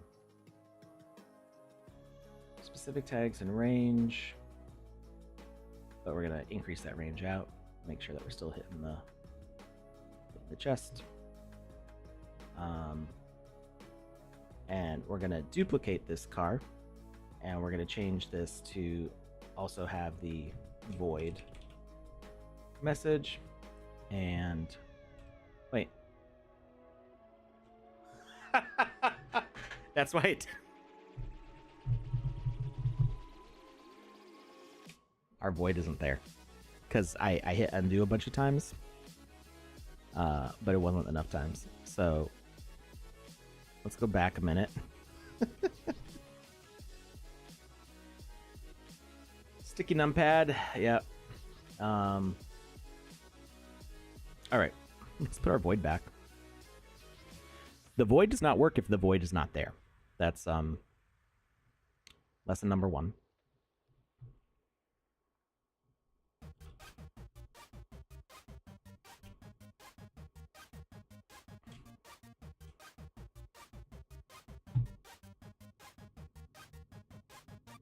We're gonna try this again because I would have expected it to work.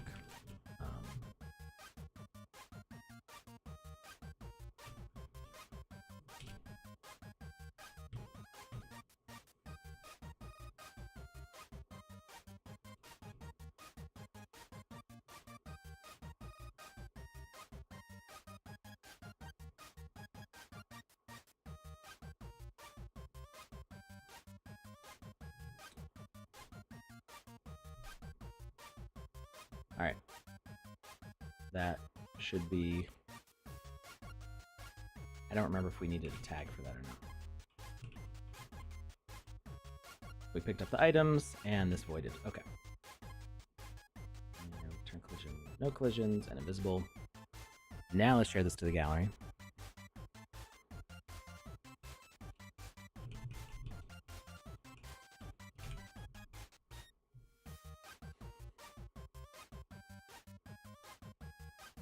The void will work underwater, yeah, but you need to void the water blocks, or add water blocks if you want that.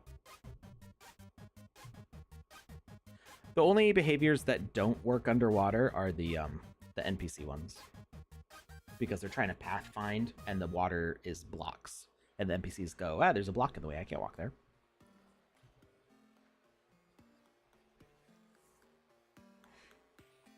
but you do need to make sure that your range is big enough. It worked. Okay. So do we not need to test it? No. I'm gonna test it anyway. I would say if you're voiding a wall underwater, you might want to spawn some water to like fill that space. You can use the multi behavior to add water blocks. And actually, you could use I think the multi behavior will overwrite blocks, if I remember correctly. It's been a long time since I've used it, so I would need to check. But the multi is the opposite of the void in that it'll spawn blocks. And you could just overwrite the water hole, or the wall with the water to make a hole. Hey, okay. So yeah, the original way that I set this up, that I showed it before the break, would have worked. I had deleted the void object, so that's why. Silly me. But it sounds like you got it working on your side also, so that's good.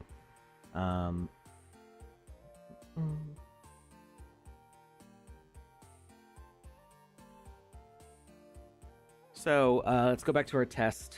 Instead of doing a void, do a multi-spawn. It's all right. I'm here to answer questions. Like I said, like this is not for me to win the Builders Challenge. This is for me to brush up my skills, and you're helping me find issues that other people are encountering. So it helps me to make reports and stuff. So let's change this void behavior into multi. And now you see how we have a spawn area. We can spawn water.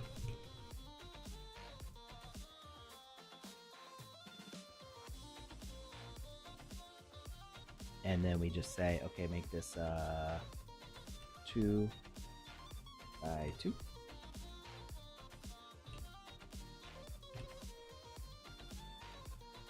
So I guess like if you're trying to like be like, okay, this is a cave we're breaking into, you would say like, okay, there's like a bunch of water on this side, right?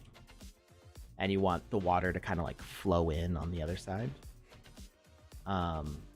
You could like, you know, cut into it like that. I mean, you could already have some water on the other side. So you set it up like this and be like, okay, this volume of water is like spilling in like that. And then, yeah, you just replace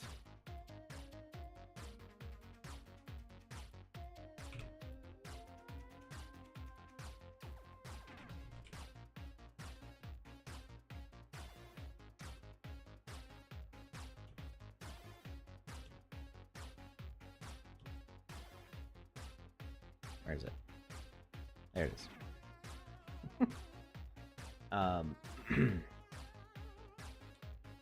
So activation mode would be on receive message, and then chest collect is the one that we were using. And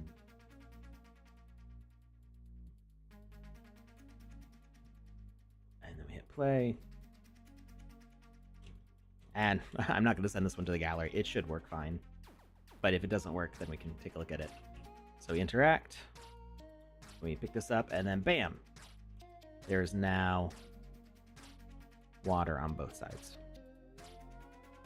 So instead of voiding a hole, we created a different block here. So multi will overwrite blocks. We could also have it. Where's it? There it is. Add VFX.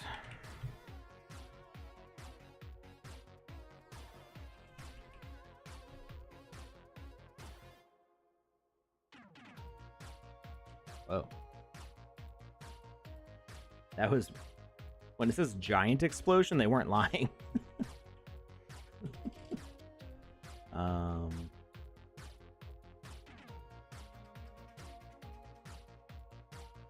Yeah, I think the death explosion works a little better for like an underwater. But I mean, you can combine effects. That's my big thing, right? Like people compliment me on it, but it's really just like how can I make this thing feel more immersive? So adding on layers of stuff. It's very easy to just go like, bam, there's a hole, which works. It's functional, but you layer on these other things and it becomes a much more immersive. And I think everybody can learn how to do that. It's not hard to go, what details are missing? Like, you know what reality looks like. How can we make this more real? So we say death explosion, and we're going to turn on with the chest collect and then add a sound effect.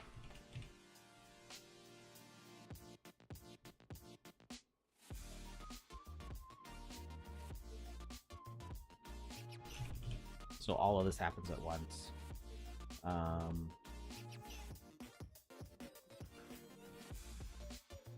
Is there an explosion sound? I need something.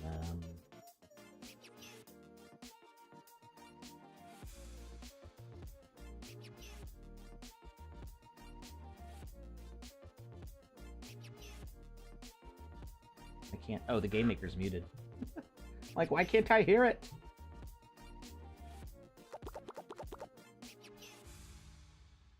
So you could make a series of pop noises like bubbles. That's another effect we could add. We could add bubbles to it afterwards. I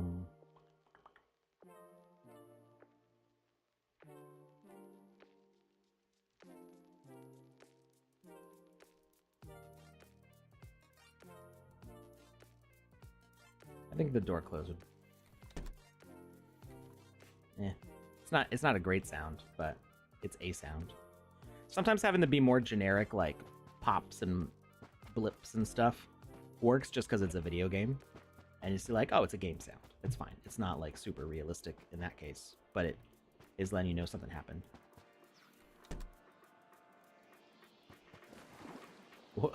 Why is that still there? That's a bug. Oh, is it because of the VFX? That'd be funny.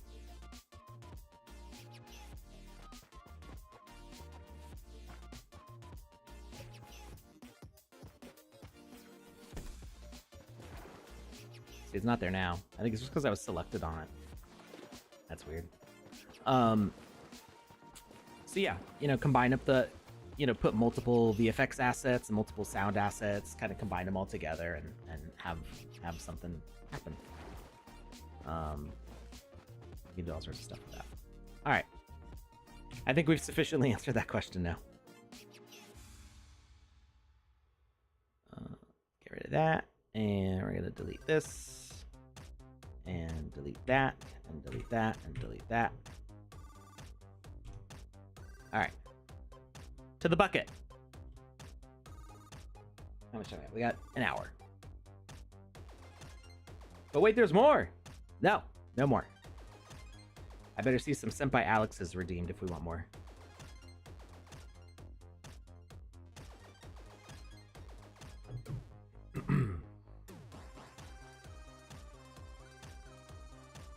I don't know if that's even turned on right now.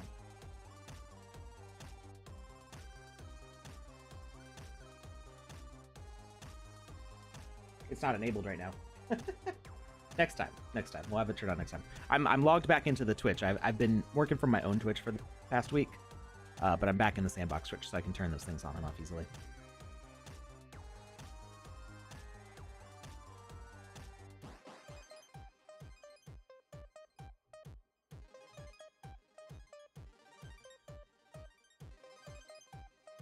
All right.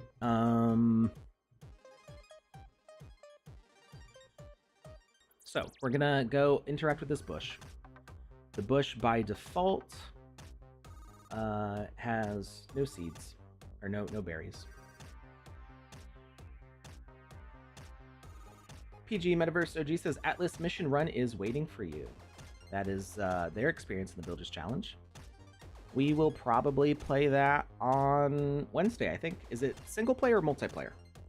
because I think Wednesday we're gonna try to do some more some multiplayer games. Actually, probably Wednesday and Saturday next week we'll do multiplayer games. Because I know there's some that we have to get caught up on.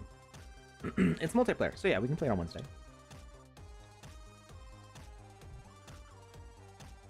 Because tomorrow is the Impact Game Jam Award show with Joe and me. So we'll be doing that tomorrow. All right. Smurfberry Bush has no collisions. That doesn't sound right. No more collisions. And animated decoration. Growing. Harvested. There we go. So we want to see and examine.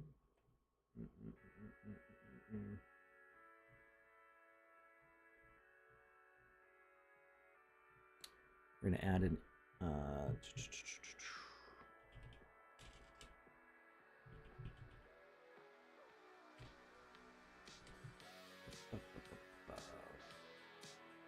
what's the word I'm indicator. So when you have a different behavior on an object, like an animated decoration, you can use the speaker component to still allow interactions with it. I mean, technically we could do an interact message through all of this, but we kind of wanted a different setup for that. Joe is back. I missed that crazy beard. So Joe is doing streaming for the council on twitch.tv/thecounciltech, and that is the GMAE show on Joe and mine's channel. I mean, I haven't streamed to it, but Joe's doing the streams on there for the council. So he is doing all sorts of crypto Web3 related games. So Star Atlas and other things, not just the Sandbox there. But he does also review people's Game Jam games on there, gives feedback, and then occasionally we have him guest host on here. And currently he is my co-host for the Game Jam Award shows. If he's not available, then Lucas will be back, but it lets Lucas take a Saturday off every now and then. All right. So we've got our speaker. We're not going to do any of that look at target, anything like that, but speak condition, we're going to have an interact.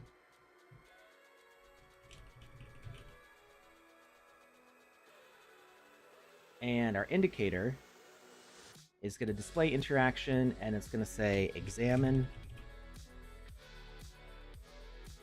Web3 is back. All right. So we're going to take a look at the submarine game real quick while Web3 is here. Linked quest ID is going to be our Smurf and Smurf berries. And it's going to be a quest objective, and we're going to figure out how to deploy all of that in a bit. Let's check out Web3's experience.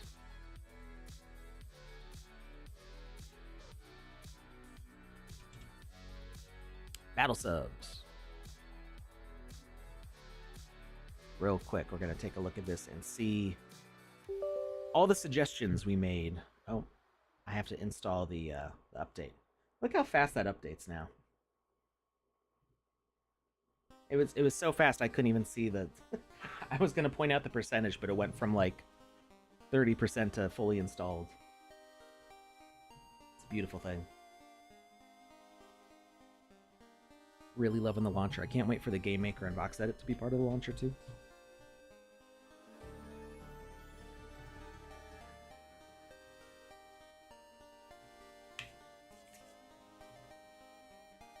Oh, and I like the thumbnail too. It's a good thumbnail.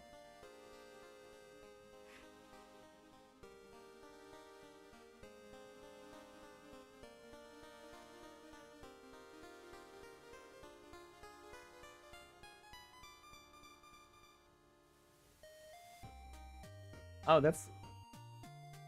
I don't know exactly how that worked. That's cool that we floated up to the top at the start.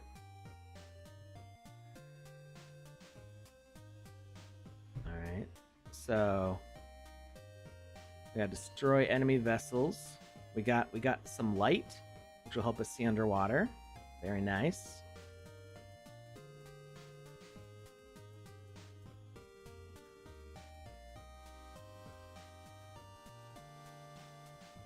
Very cool. I like it with the light. Even though, like, that's not realistic to submarines, they don't have windows like that for military subs. I still think the light looks cool. It makes it a little more interactive. Oh, something fall. What is that? Oh, something's dropping mines. Is it supposed to hurt us? It's not currently hurting us.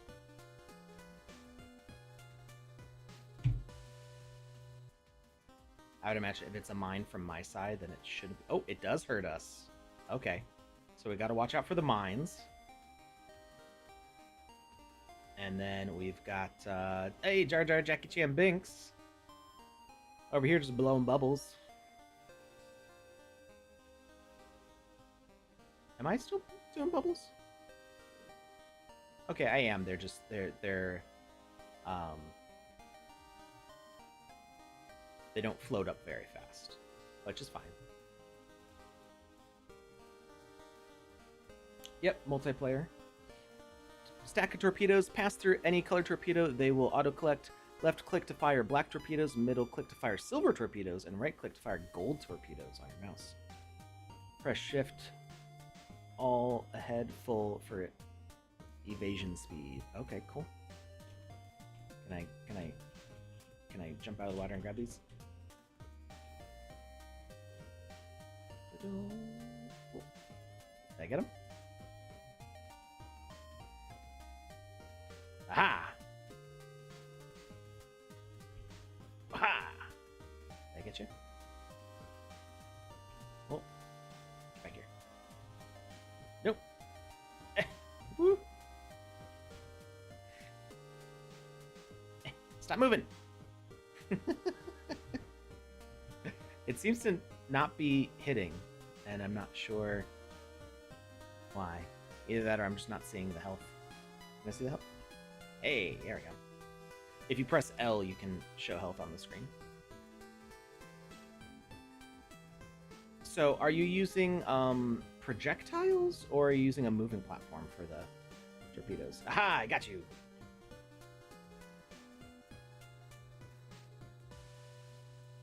The torpedo looks really cool. I do gotta say, like the way the speed lines streak through the water, it looks really nice. It is very difficult to hit somebody with this, though. Which, I mean, I would say if it's this hard to hit somebody, then you should do more damage per hit to balance it. So it's like a lot of missed shots, but when you do hit a shot, it is really worth it. I would say for balancing sakes. Oh, I just realized we can't seem to aim up or down. That might be a limitation of how this thing works. I don't remember... It's a projectile. I don't remember if up and down worked before.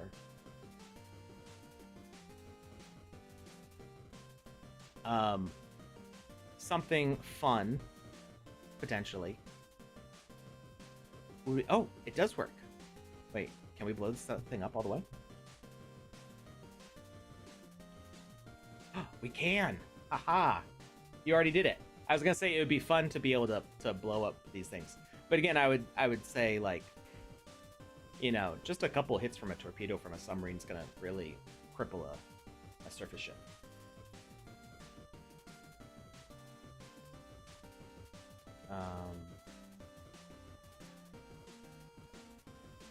Good, and this is higher, so you know, we can't jump out of the water onto it.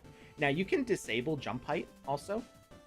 If you go to the player settings in the Game Maker, if you go to controller here,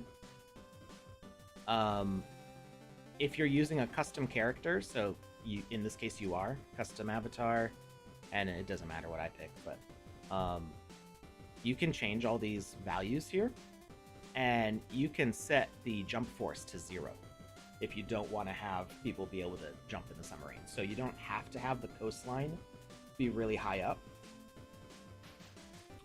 I would just disable jump speed and also disable the auto climb. There you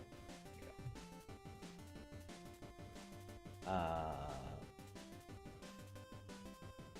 So jump force 0, climb speed 0, and auto jump height set it to, well, I think it can only go to 0.5.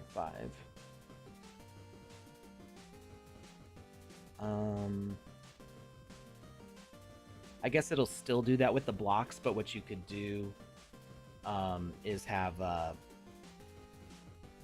like a sand asset. So instead of using like a block at the edge of the beach, have it be an object, kind of like that, and it'll help prevent players from being able to jump up onto that surface. Is there a way to control the auto zoom of the camera? Set the lower damage for longer playtime. Yeah, that's like I said, it's a balancing thing. So it depends on like how many. This is one of the things where you want to play test with a bunch of people if you can gather them and see what a good playtime is. So like, oh, Jar Jar Jackie Chan Binks has been roasting me over here because I've been sitting idle. So yeah, I mean the gameplay will be longer. If you get like a game over after dying, then that's one thing.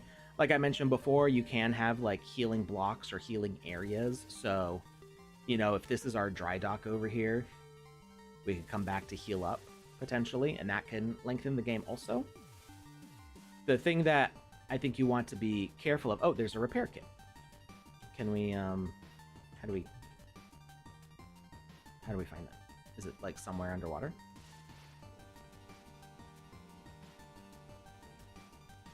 What's this? Oh, torpedo.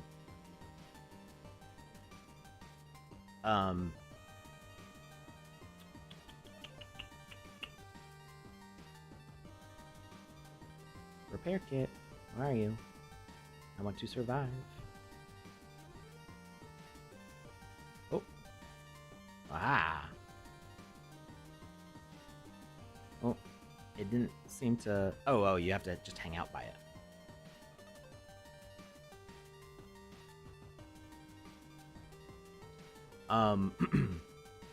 You could theoretically make that a consumable also, although you don't really want to take time in your inventory in a game like this.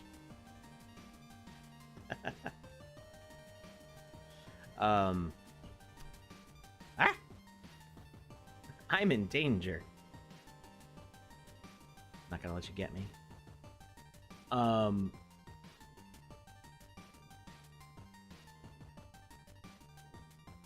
There is a... Is there ambient? Okay, so you got music going.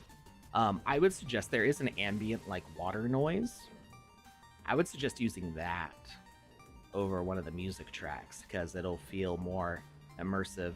And having it... Oh, I just ran into a mine. Having it be the underwater music will make it feel more tense, I think.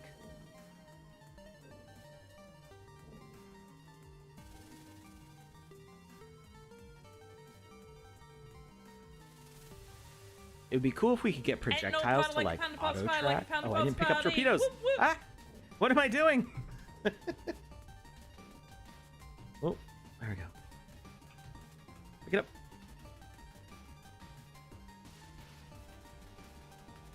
Which one do I fire? Oh, wait, those are for collecting hidden torpedoes? Can I not fire those ones?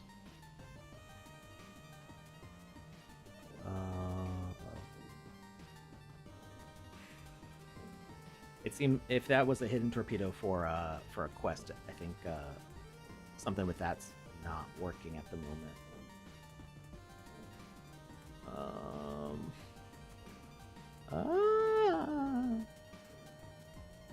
Where? Where? I probably just have to go back here, right? Get torpedoes.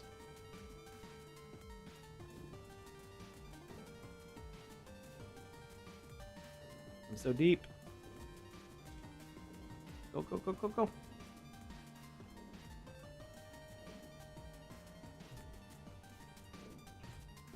Go, go, go.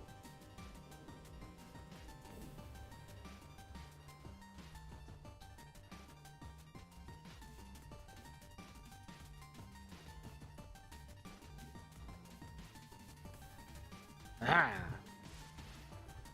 I've got you down.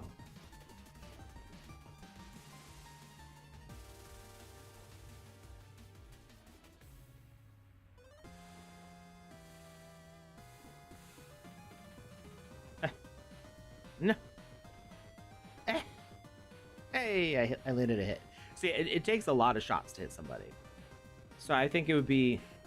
And this is a personal preference. I think it would be a little more fun if it did more damage. And, because that's something that we talk about a lot in games like Call of Duty, is time to kill. If the time to kill is too long, then it doesn't feel like you're doing a lot. So you can make a game that has like more lives or more power-ups or more healing to try to like extend that gameplay length. But if the time to kill is too long, it can feel like when an episode of anime has like a fight going on for like 3 episodes and you're just like, can somebody win the fight already, please? It can get a little frustrating. Aha!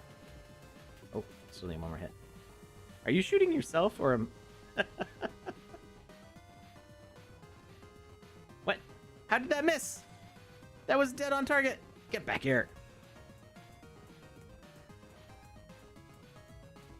Aha! The hitboxes seem a little unclear, and it probably has to do with the way avatars are.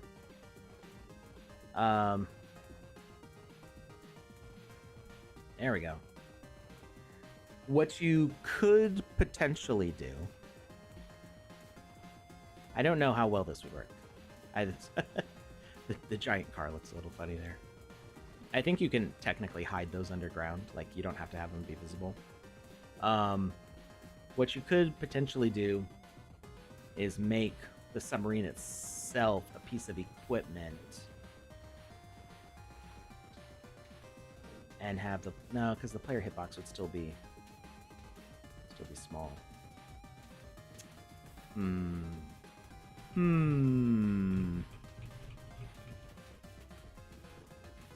not sure how to make the collision box bigger. Maybe something with like the actual torpedo projectile, if it was a bigger object. And then for the hit, if it... Yeah, if you somehow make the object larger with like an invisible area, that way, you know, if the torpedo hits, you know, more on this side, because right now it kind of has to hit dead center. But if you make the actual hitbox bigger on the projectile, if it hits over here, then it's still going to hit dead center on the edge of the projectile. I have no information to share about the mobile version. I am not the person to ask.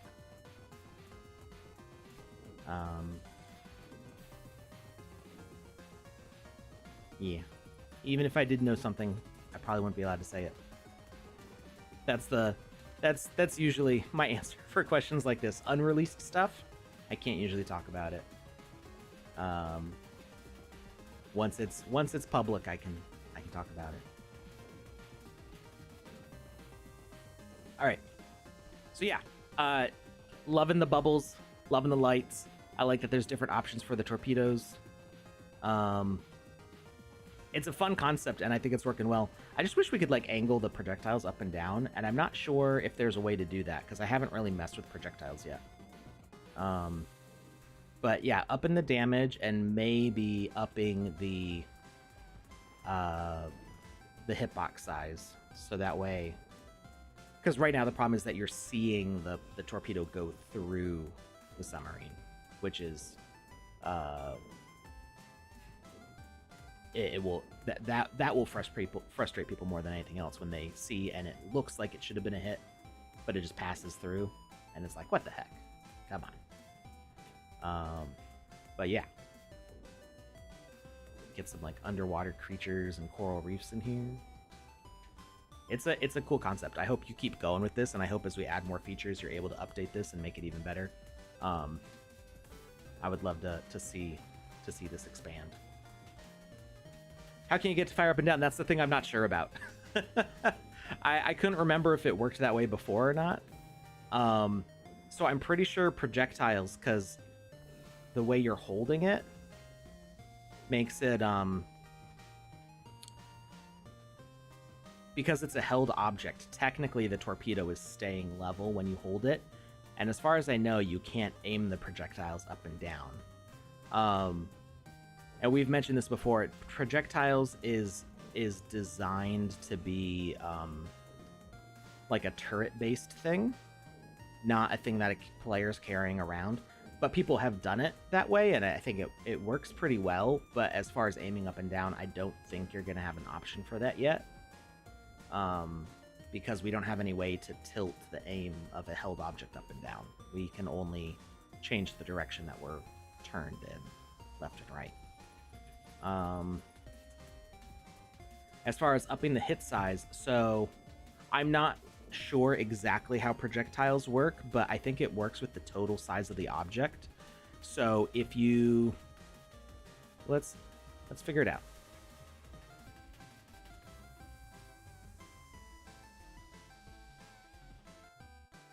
Sorry, I was hearing two songs at the same time. It was starting to drive me nuts. If we do a projectile, maybe make it two objects and do one that's larger than the other and make the larger one invisible. So let's say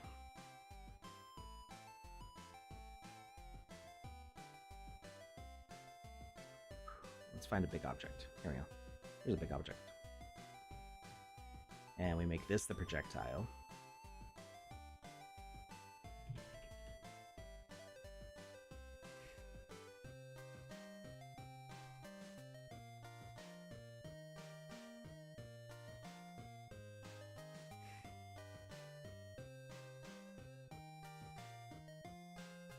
So yeah, I don't think we have a way to change the projectile trajectory. So what you could maybe do, and this would change the way your torpedo system works,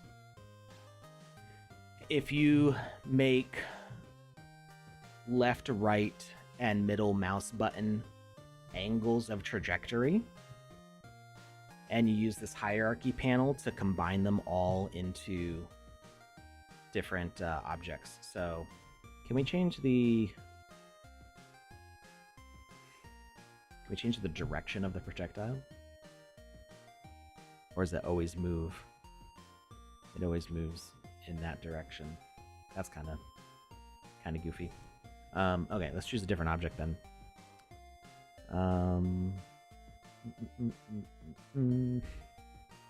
Here we go. All right, we're gonna make a barbed wire shooter. Hey, Lanzer, how's it going? Projectile. Oh, behavior. And we're gonna make the trajectory straight. Loving the purple wizard hat with the glasses. Thank you. That was one that I enjoyed making a lot. Have you seen the fancy one?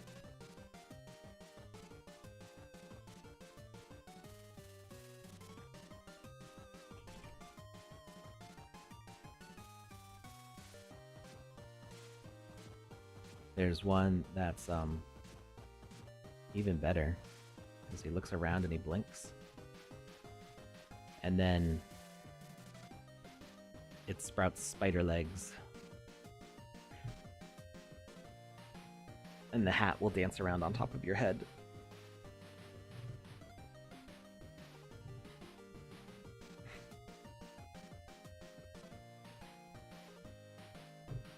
That's the overpowered hat, as opposed to the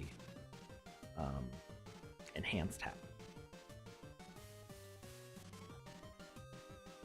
Ian the IT guy has that one. All right, so we're making a projectile here. Why is it angled into the ground? Oh, because of gravity. So we turn off gravity because our torpedoes are in the water. Destroy after collision. True. Message on collision. VFX on destroy. So we got an explosion.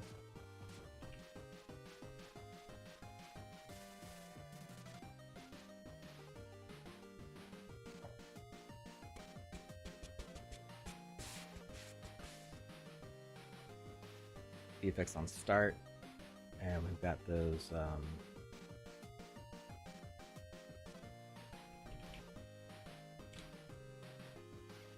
eject bubbles, projectile trail, message on collision trigger,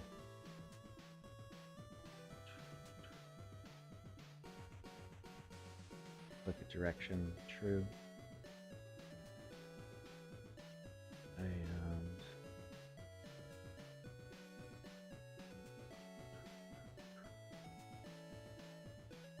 okay, so we got, oh, I forgot I'm a birthday cake.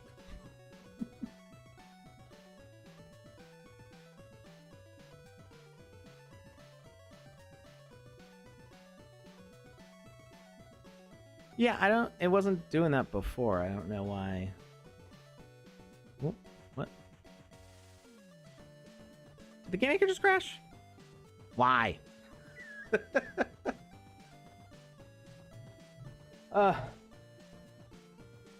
We gotta set that up again. We're going strong. Went 3 hours without crashing. I think we were just going back and forth too much.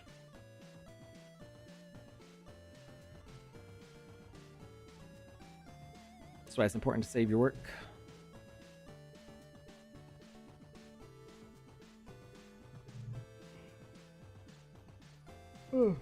Well, maybe 0.10.10, which just came out yesterday, I think, or today. They said that there's some performance improvements, so maybe that'll help. All right. So let's do that again. Oh yeah, we can fix this door. Animation. All animation closed. There we go. Fixed. All right. Barbed wire. So we're using this because it's a wide object. So hopefully that will hit. And then we're gonna make a small object as the actual projectile. So let's see if we got any simple little balls. A soccer ball. Perfect. We're gonna put our soccer ball in the barbed wire. And obviously you can make all these assets bespoke. Like, you don't need a complicated object for this. You just want something big and rectangular to, like, or circular actually, because it would give you some, maybe like an oval shape. So that way you get a little bit of leeway up and down and more to left and right. Basically, you want the profile of the submarine. Because the middle is where you're actually going to hit. So you got the submarine, and if you hit over here, it's fine. If you hit over here, it's fine. If you hit here or here, it's fine.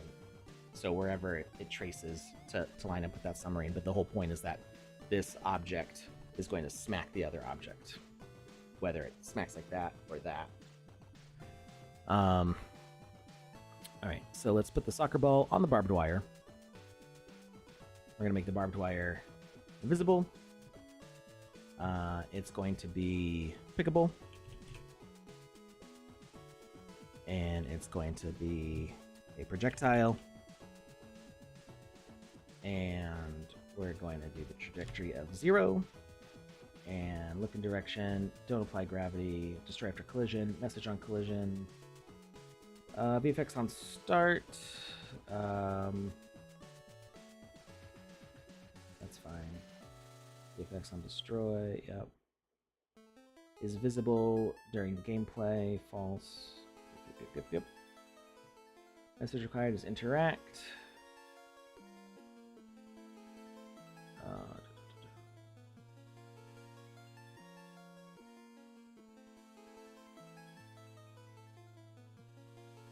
So you would want the explosion to be like, do a range of damage.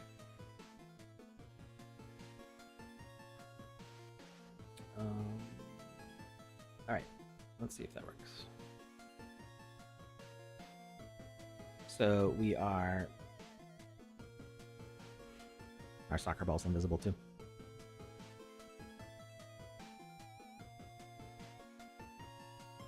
Hello, BTC from Twitter.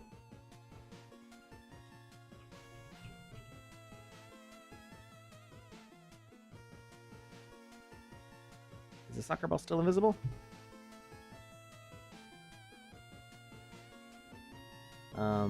Okay, we're gonna add toggle. No, not toggle.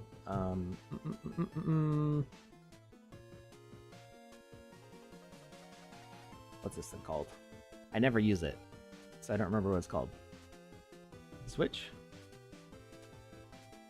No.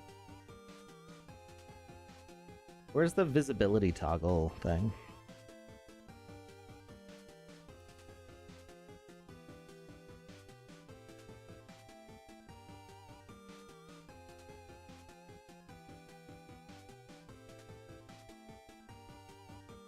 It's a behavior. The actor switcher property.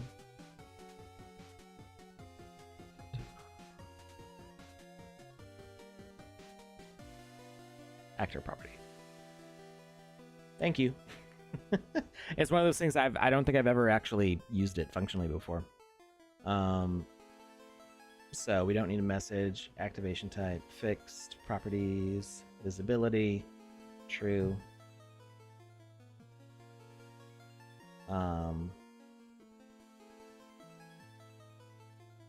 Selected actors, and then itself.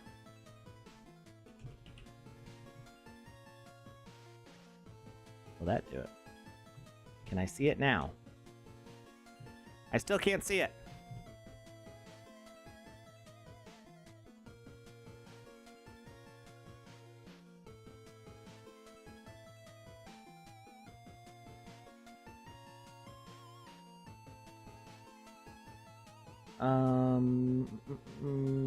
Smurf 1.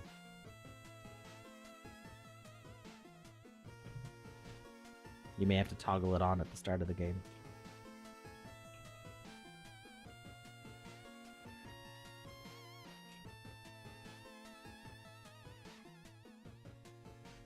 Am I looking at the wrong side? No, it's... Why can't I see it? Maybe, oh, visible during gameplay? No, this is for the trajectory.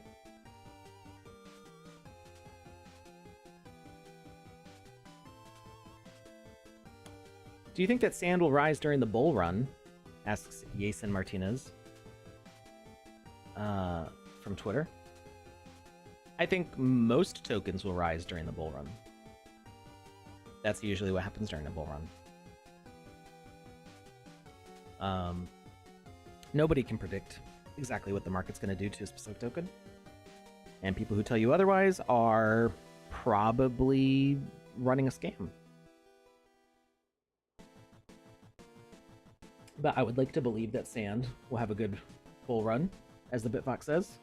I think that the sandbox is in a great position right now, because the creator tools right now are the most feature complete they've ever been, the most complex they've ever been, and the ability for creators to publish without any staff intervention is here now, which was not the case during the last bull run. I mean, you could publish to the gallery, but that was it. Where are the bulls running to?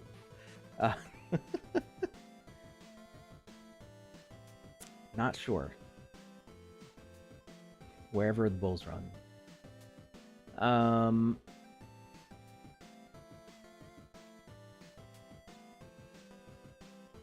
Lieutenant General, I hear they are running to slay the hidden dragon.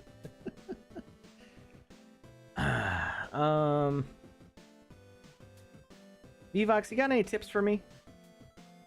Is it literally just because this thing is part of a hidden object? Maybe if I use the actor property switcher on this object instead. Let's make this visible.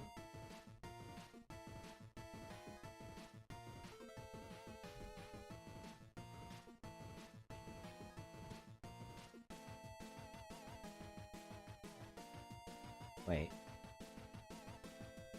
Why is it still invisible? Is it because I need that I thought it was literally just for the trajectory.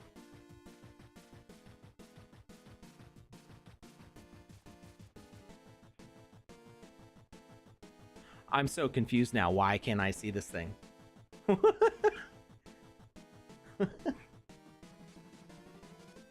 Oh, wait. Was it because it was shooting before I started playing every single time? Oh my god. It's because it was shooting it before. Ugh. You can see that I've not spent any time with projectiles yet. Good grief. It's because the thing was shooting off and destroying itself before anybody interacted with it. Hey, look at that. That's what I was expecting to see this whole time.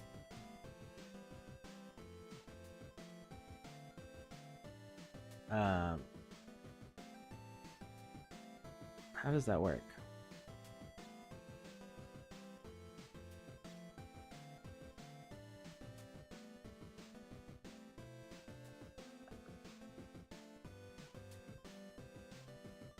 I'm learning how to use projectiles right now.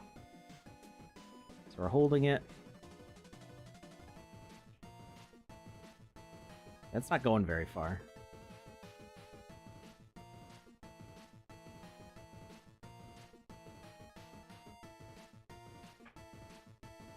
It's just kind of giving up.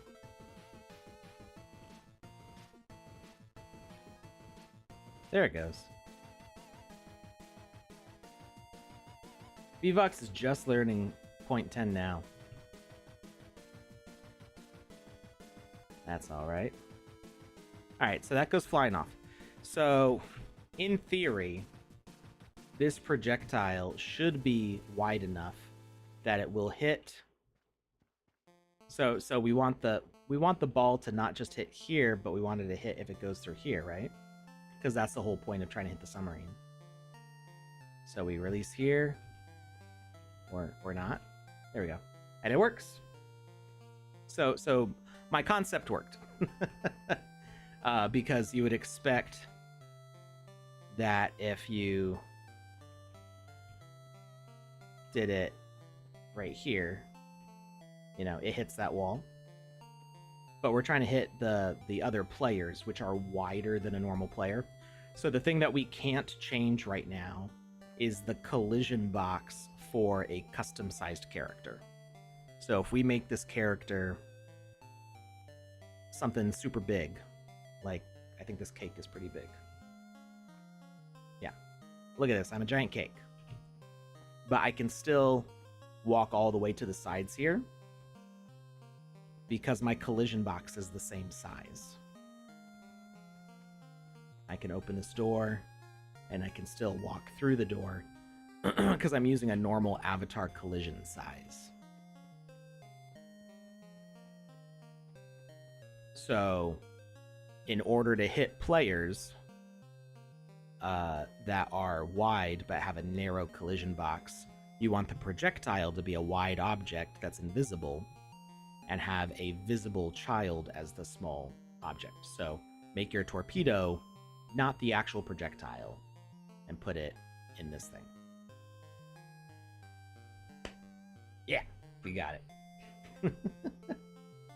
Looks like the same map I used for Button of Chance. Pretty good starter map for City. Yeah, this is the I can't remember what this one's called. It's like studio apartment or small apartment, something like that, in the Game Maker templates. I do like it. It is cute. Now for firing at multiple angles, I would try. So I don't know exactly how your torpedo system works, but if you made this like multiple times, let's see. Message required, projectile force, ground collision. Message required is interact. So if we made some rules, again, I haven't set this up before. I'm learning this right this second. So trigger, mouse input, left, message to send. We're gonna say up, and we're gonna duplicate this, and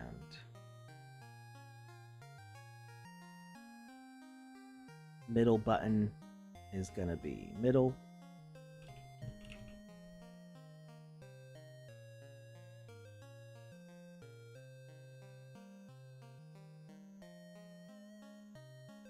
Hey, Nifty League.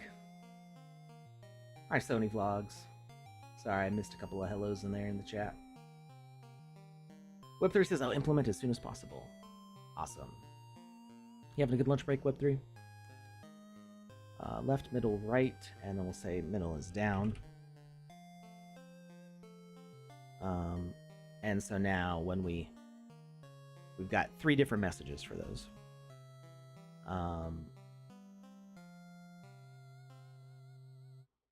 So now we're gonna make all of this part of, say, a cannon or something. We're gonna use the sewer pipe as our. No, that's way too big.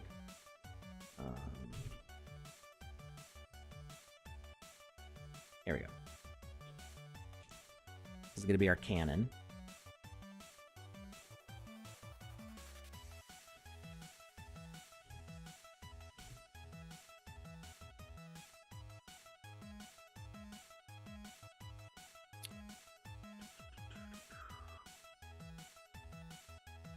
Barbed wire. We're gonna make a child of that, and we're gonna make middle be the message that we need. Oh, why does it point down? Oh, maybe because oh, I'm still a cake.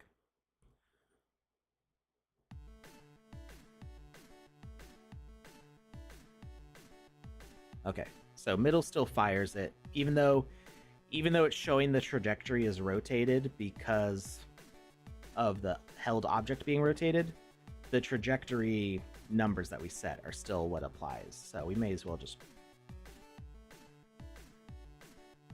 Interesting.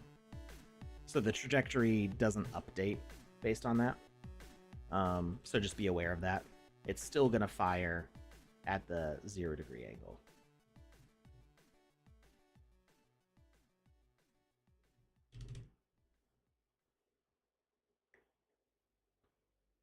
Projectile being spawned by asset spawner that is a child of an object the sub is holding. Yeah, does it only fire once? Do you have to spawn it each time? Oh, you do have to spawn it each time, okay. Good to know. So then we will do message required, none, start with experience, I guess. And then we're just gonna spawn it with different things. So Got that. We are going to make a preset. And we're going to call it middle. Oh, I always do that. I always type it in the search instead of clicking create new. I don't know why. I see like a text box. I'm like, must type. And then we're going to do up 45 degrees. Oh, we don't want the pickable, so we're going to update the preset. And then we're going to go up 45 and create new up. And we're going to go down 45, negative 45. And do down. I did it again. I was good for one. All right. And now this is going to be our pickable.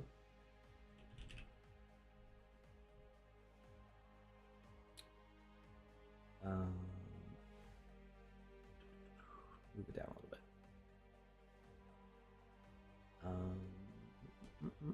Message on picked.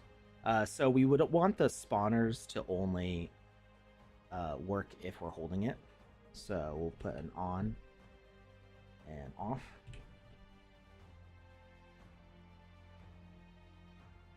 And we're going to add spawner.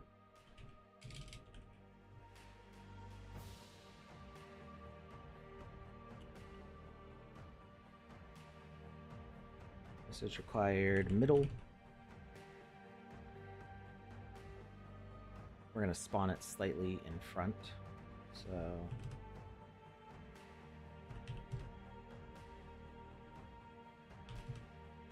use preset, middle. Delay between spawn. So we'll have the 1 second delay between each. And add component toggle. Because if we don't have the toggle anytime, what? Toggle behavior is blocked by pickable. What? Really? Why?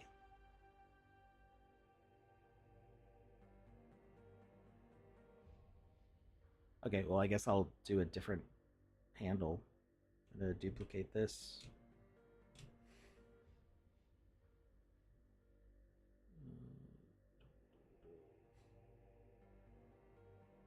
And add component, toggle.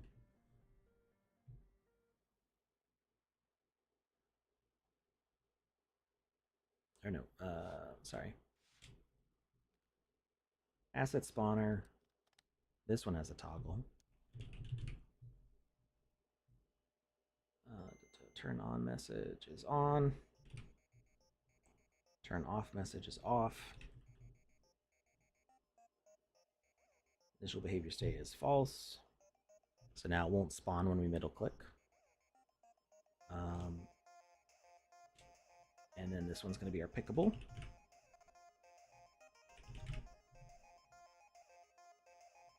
On and off. It's weird that that blocks because it's useful to be able to do those things together. And overlap it, and then we're going to attach the asset spawner to the pickable one. Okay, so if I middle click, it shouldn't fire, but if I'm holding it, it does. I don't know about the rotation though. I mean, make assets that rotate correctly. You can see the barbed wire flash for just a second. So actually, what I would do for your asset, for your collision box, is make it only 2 voxels, but just have the size. So, basically take your submarine asset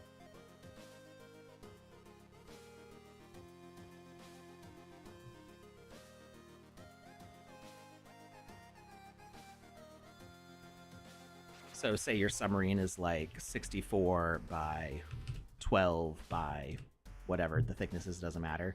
So you get an object like this, and then just take a screenshot of the water when you're playing the game, and say that it's like a dark blue, like that, and just put one there and one there,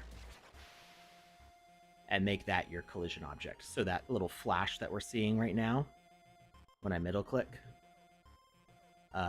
you don't see that barbed wire flash for just a frame. You'll only have the 2 voxels, and they'll barely be noticeable, especially underwater.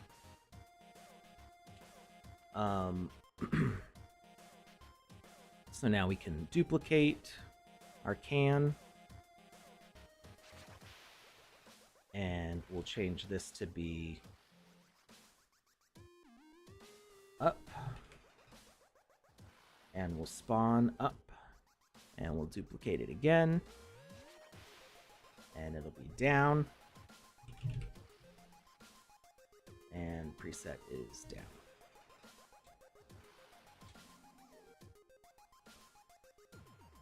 Alright, so now I should be able to fire in 3 directions. I should be able to fire up, down, and forwards.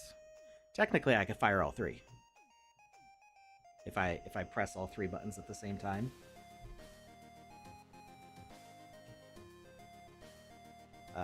So you can do that. You could even, if you wanted to make the game more difficult and more like submarine simulator, you could make a bunch more of these and do directions based on the number that you press. So using keyboard 0 through 9, or I guess 1 through 9 and 0, because 0 is after the 9 on the upper row of keys, and have each of those correspond to an angle. But I feel like that would be like too much. The thing that you want to avoid though is these objects all firing at the same time, because that ends up becoming OP, and then it becomes just a like, well, why can't I shoot all at the same time? So my solution for the first person shooter that I was making was to make there not actually be aiming up and down. If you go back and you play Wolfenstein or Doom, the original ones, you don't tilt the camera up and down to shoot up and down. You just shoot forward, and in the case of Wolfenstein, everybody is on a flat surface. But in Doom, there are characters that are up above, but you just have to aim left and right and be lined up with them with the middle of your screen. And when you shoot, it still hits them, even though you're not aiming up. And that's because of the way that game worked. There's no overlapping surfaces. Like you can't, there's no like bridges going over other things. If there's a raised element, it's because it's like a hill.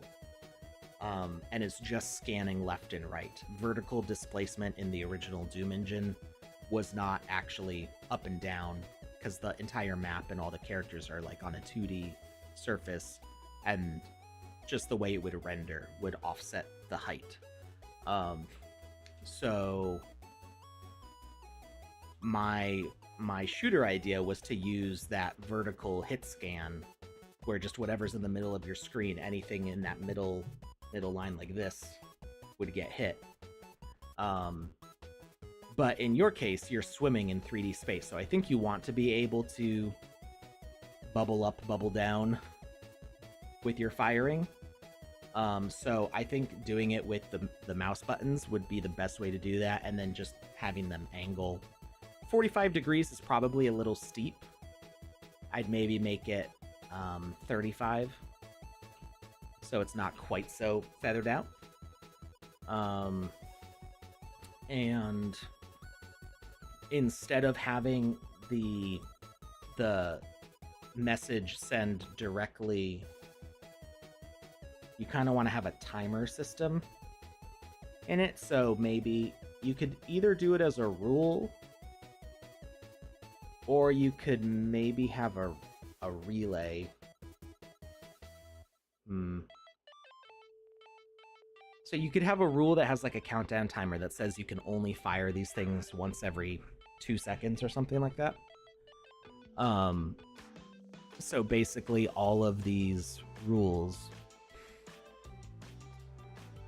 would be disabled. Like instead of it being directly firing, you have kind of a buffer. So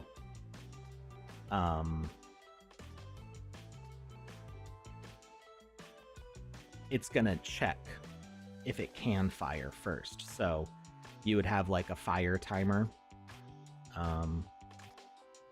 start timer, and as soon as something fires, it would set off. Can you do multiple messages in these? You can't.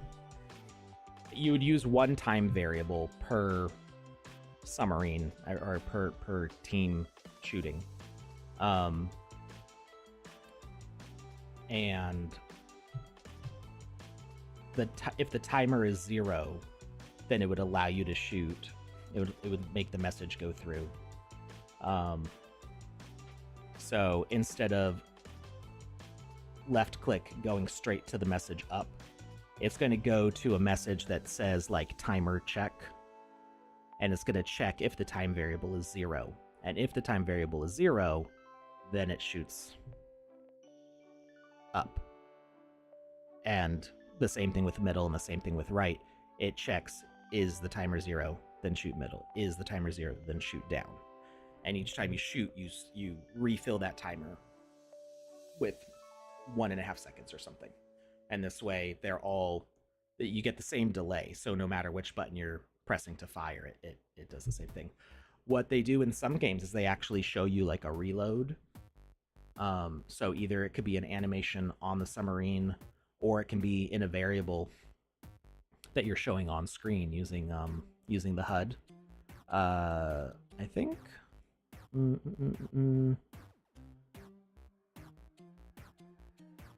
I feel like there's a way to do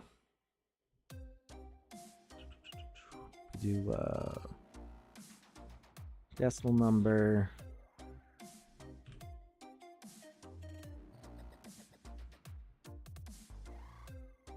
So yeah, you do a progress bar, and then you can have the progress bar be like reloading, and that's like a great visual feedback for players. So you fire the projectile, and this timer starts counting down, or counting. It actually probably be like counting up, being like ready to fire missile.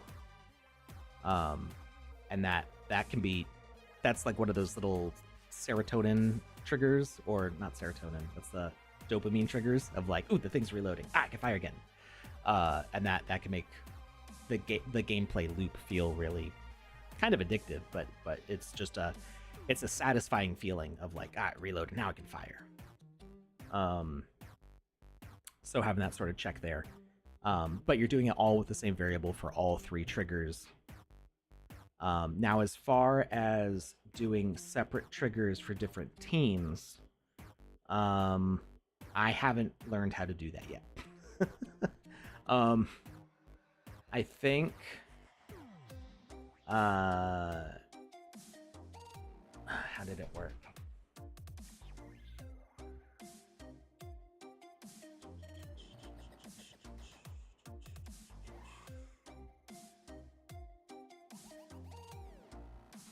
I think it tracks the firing for all of them, but only fires it for the person who sends it. I'm trying to remember. I had tried looking at how tanks is set up.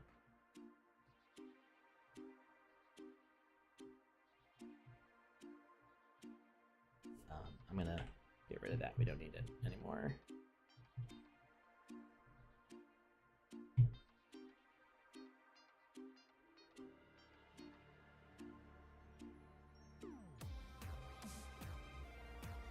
The message to spawn an asset, can you have that randomly spawn in one of 5 specific locations on the map? Yeah, there's people who do that. So you want to, whether it's like at the start of your game or like after a specific interaction, have there's different ways that you could do it, and some are more practical or easier than others. If you wanted, you could have a moving platform go between the different locations, and whenever you interact with it, it would, and have it be like invisible, no collisions. Easiest in multiplayer, I mean, it depends on what you're trying to do, I think.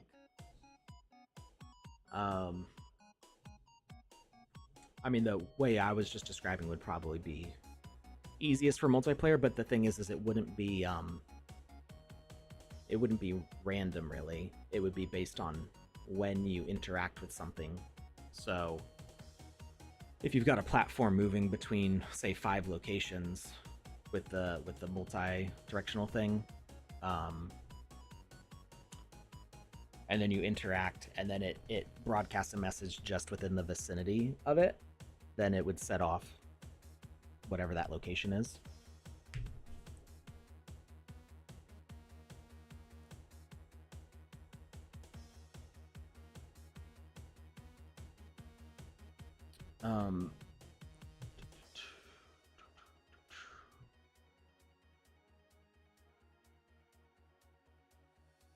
Yeah, and as Nervix says, you can use rules to roll a random number and send the message to different locations. That was my first thought, but then I was trying to think of, like, that's more complicated technically. You have to understand how rules work a bit better. But yeah, you can tell rules to generate a random number, and then say, like, if it's in this range, it's option A. If it's in this range, it's option B. If it's in this range, it's option C. And you could do that at the start of the game then.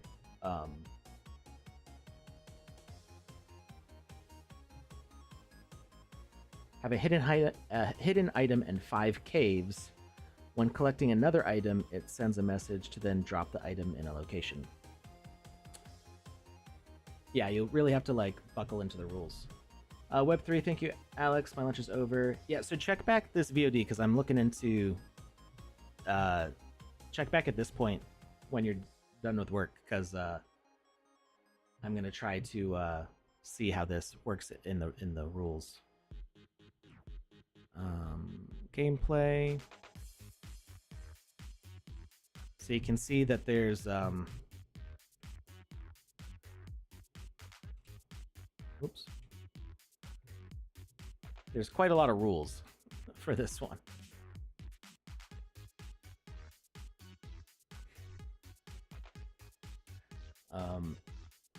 So if we go to yellow shoot,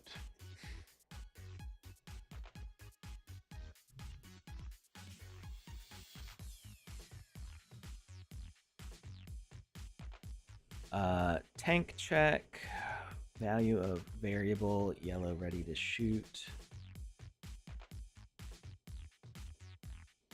tank shoot. So it's checking to see if somebody is playing as the yellow tank.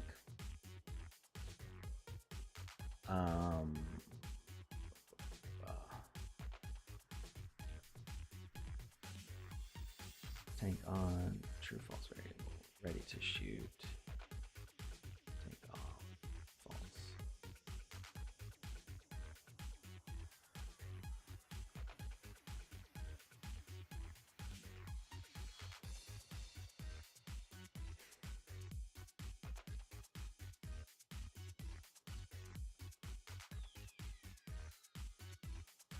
Tank long check variable.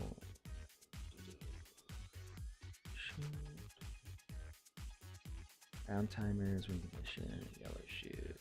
Check teams.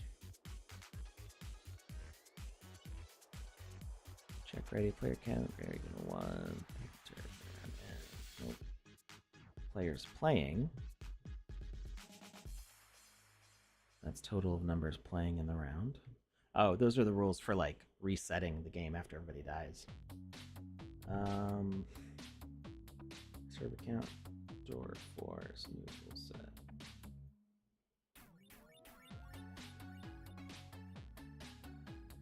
Did I just pick the only one that had a new rule set? red shoot,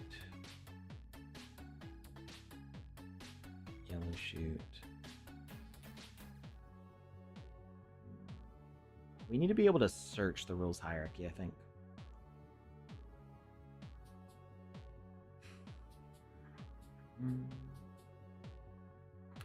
Blue shoot.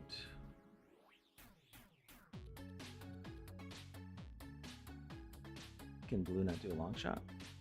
Red shoot, red long shot.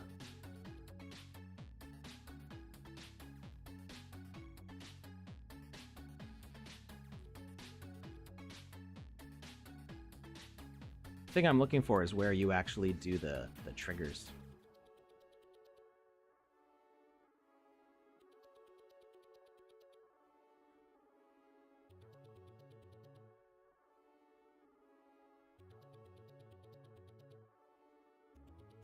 So when you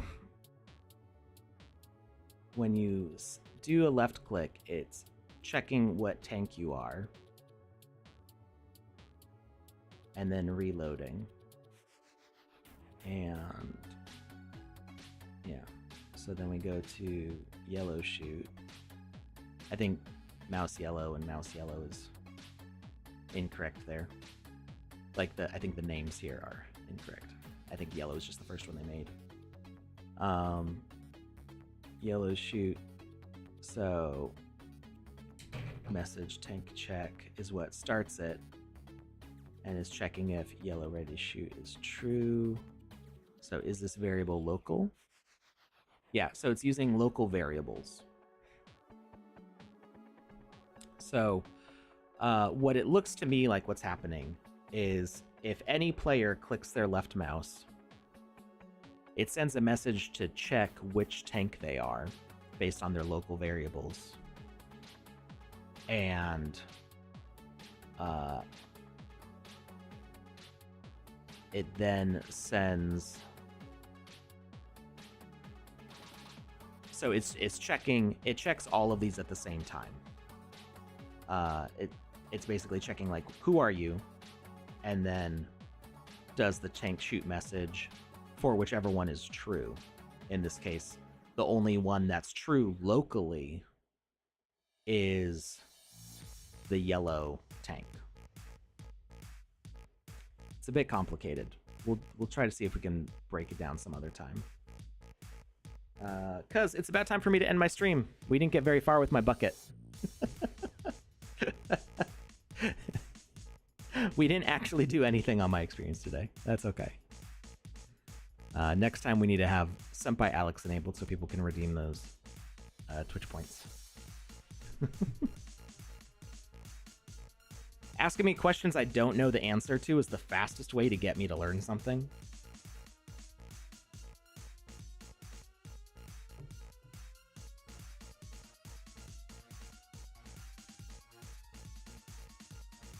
So I think we'll end the stream then. But yeah, so I opened up the wrong one anyway. So basically, yeah, we figured out that we can make the projectile hitbox bigger. We figured out that we can use the mouse buttons to fire different angles. We didn't show it, but I'm pretty sure that you could have it check a timer variable to see if you fired recently enough to allow you to shoot again.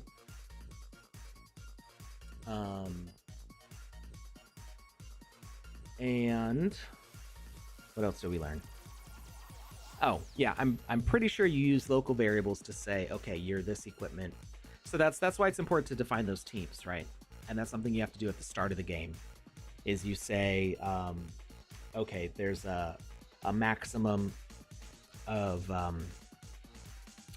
20 teams and max of 3 players per team, which means that you can't have 2 players in the same team because it's max 20 players in the whole thing, right?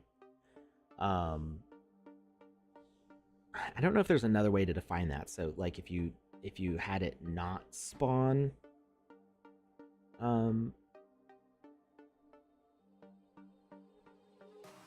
Yeah, I'm not sure if there's a way to prevent an overflow, or if you have to do it as 20 teams. Because I feel like Tiny Tanks, I don't know if Tiny Tanks locks the experience with a player cap, but you can only have like one person per team in Tiny Tanks. So you do that setup with the teams, and then it checks which team you're on using a local variable. So left click will always say, "What team are you?" Okay, fire your team's weapon. And then it becomes not you're not picking up torpedo, like one of 3 possible torpedoes. You're just picking up your torpedoes. All right, so let's raid AU24K.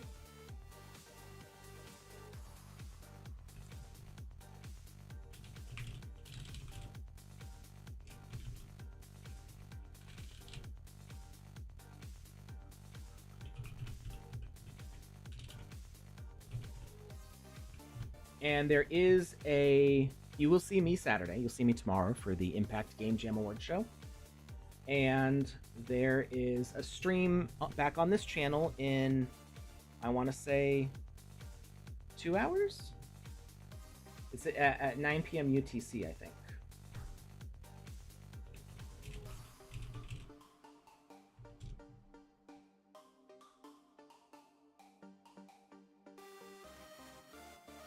So I believe Panda's going to be talking to... Is she going to be talking to Pepe Hiller about Sand Rushes? Yeah, Pepe from Sand Rush in 2 hours, right, Panda?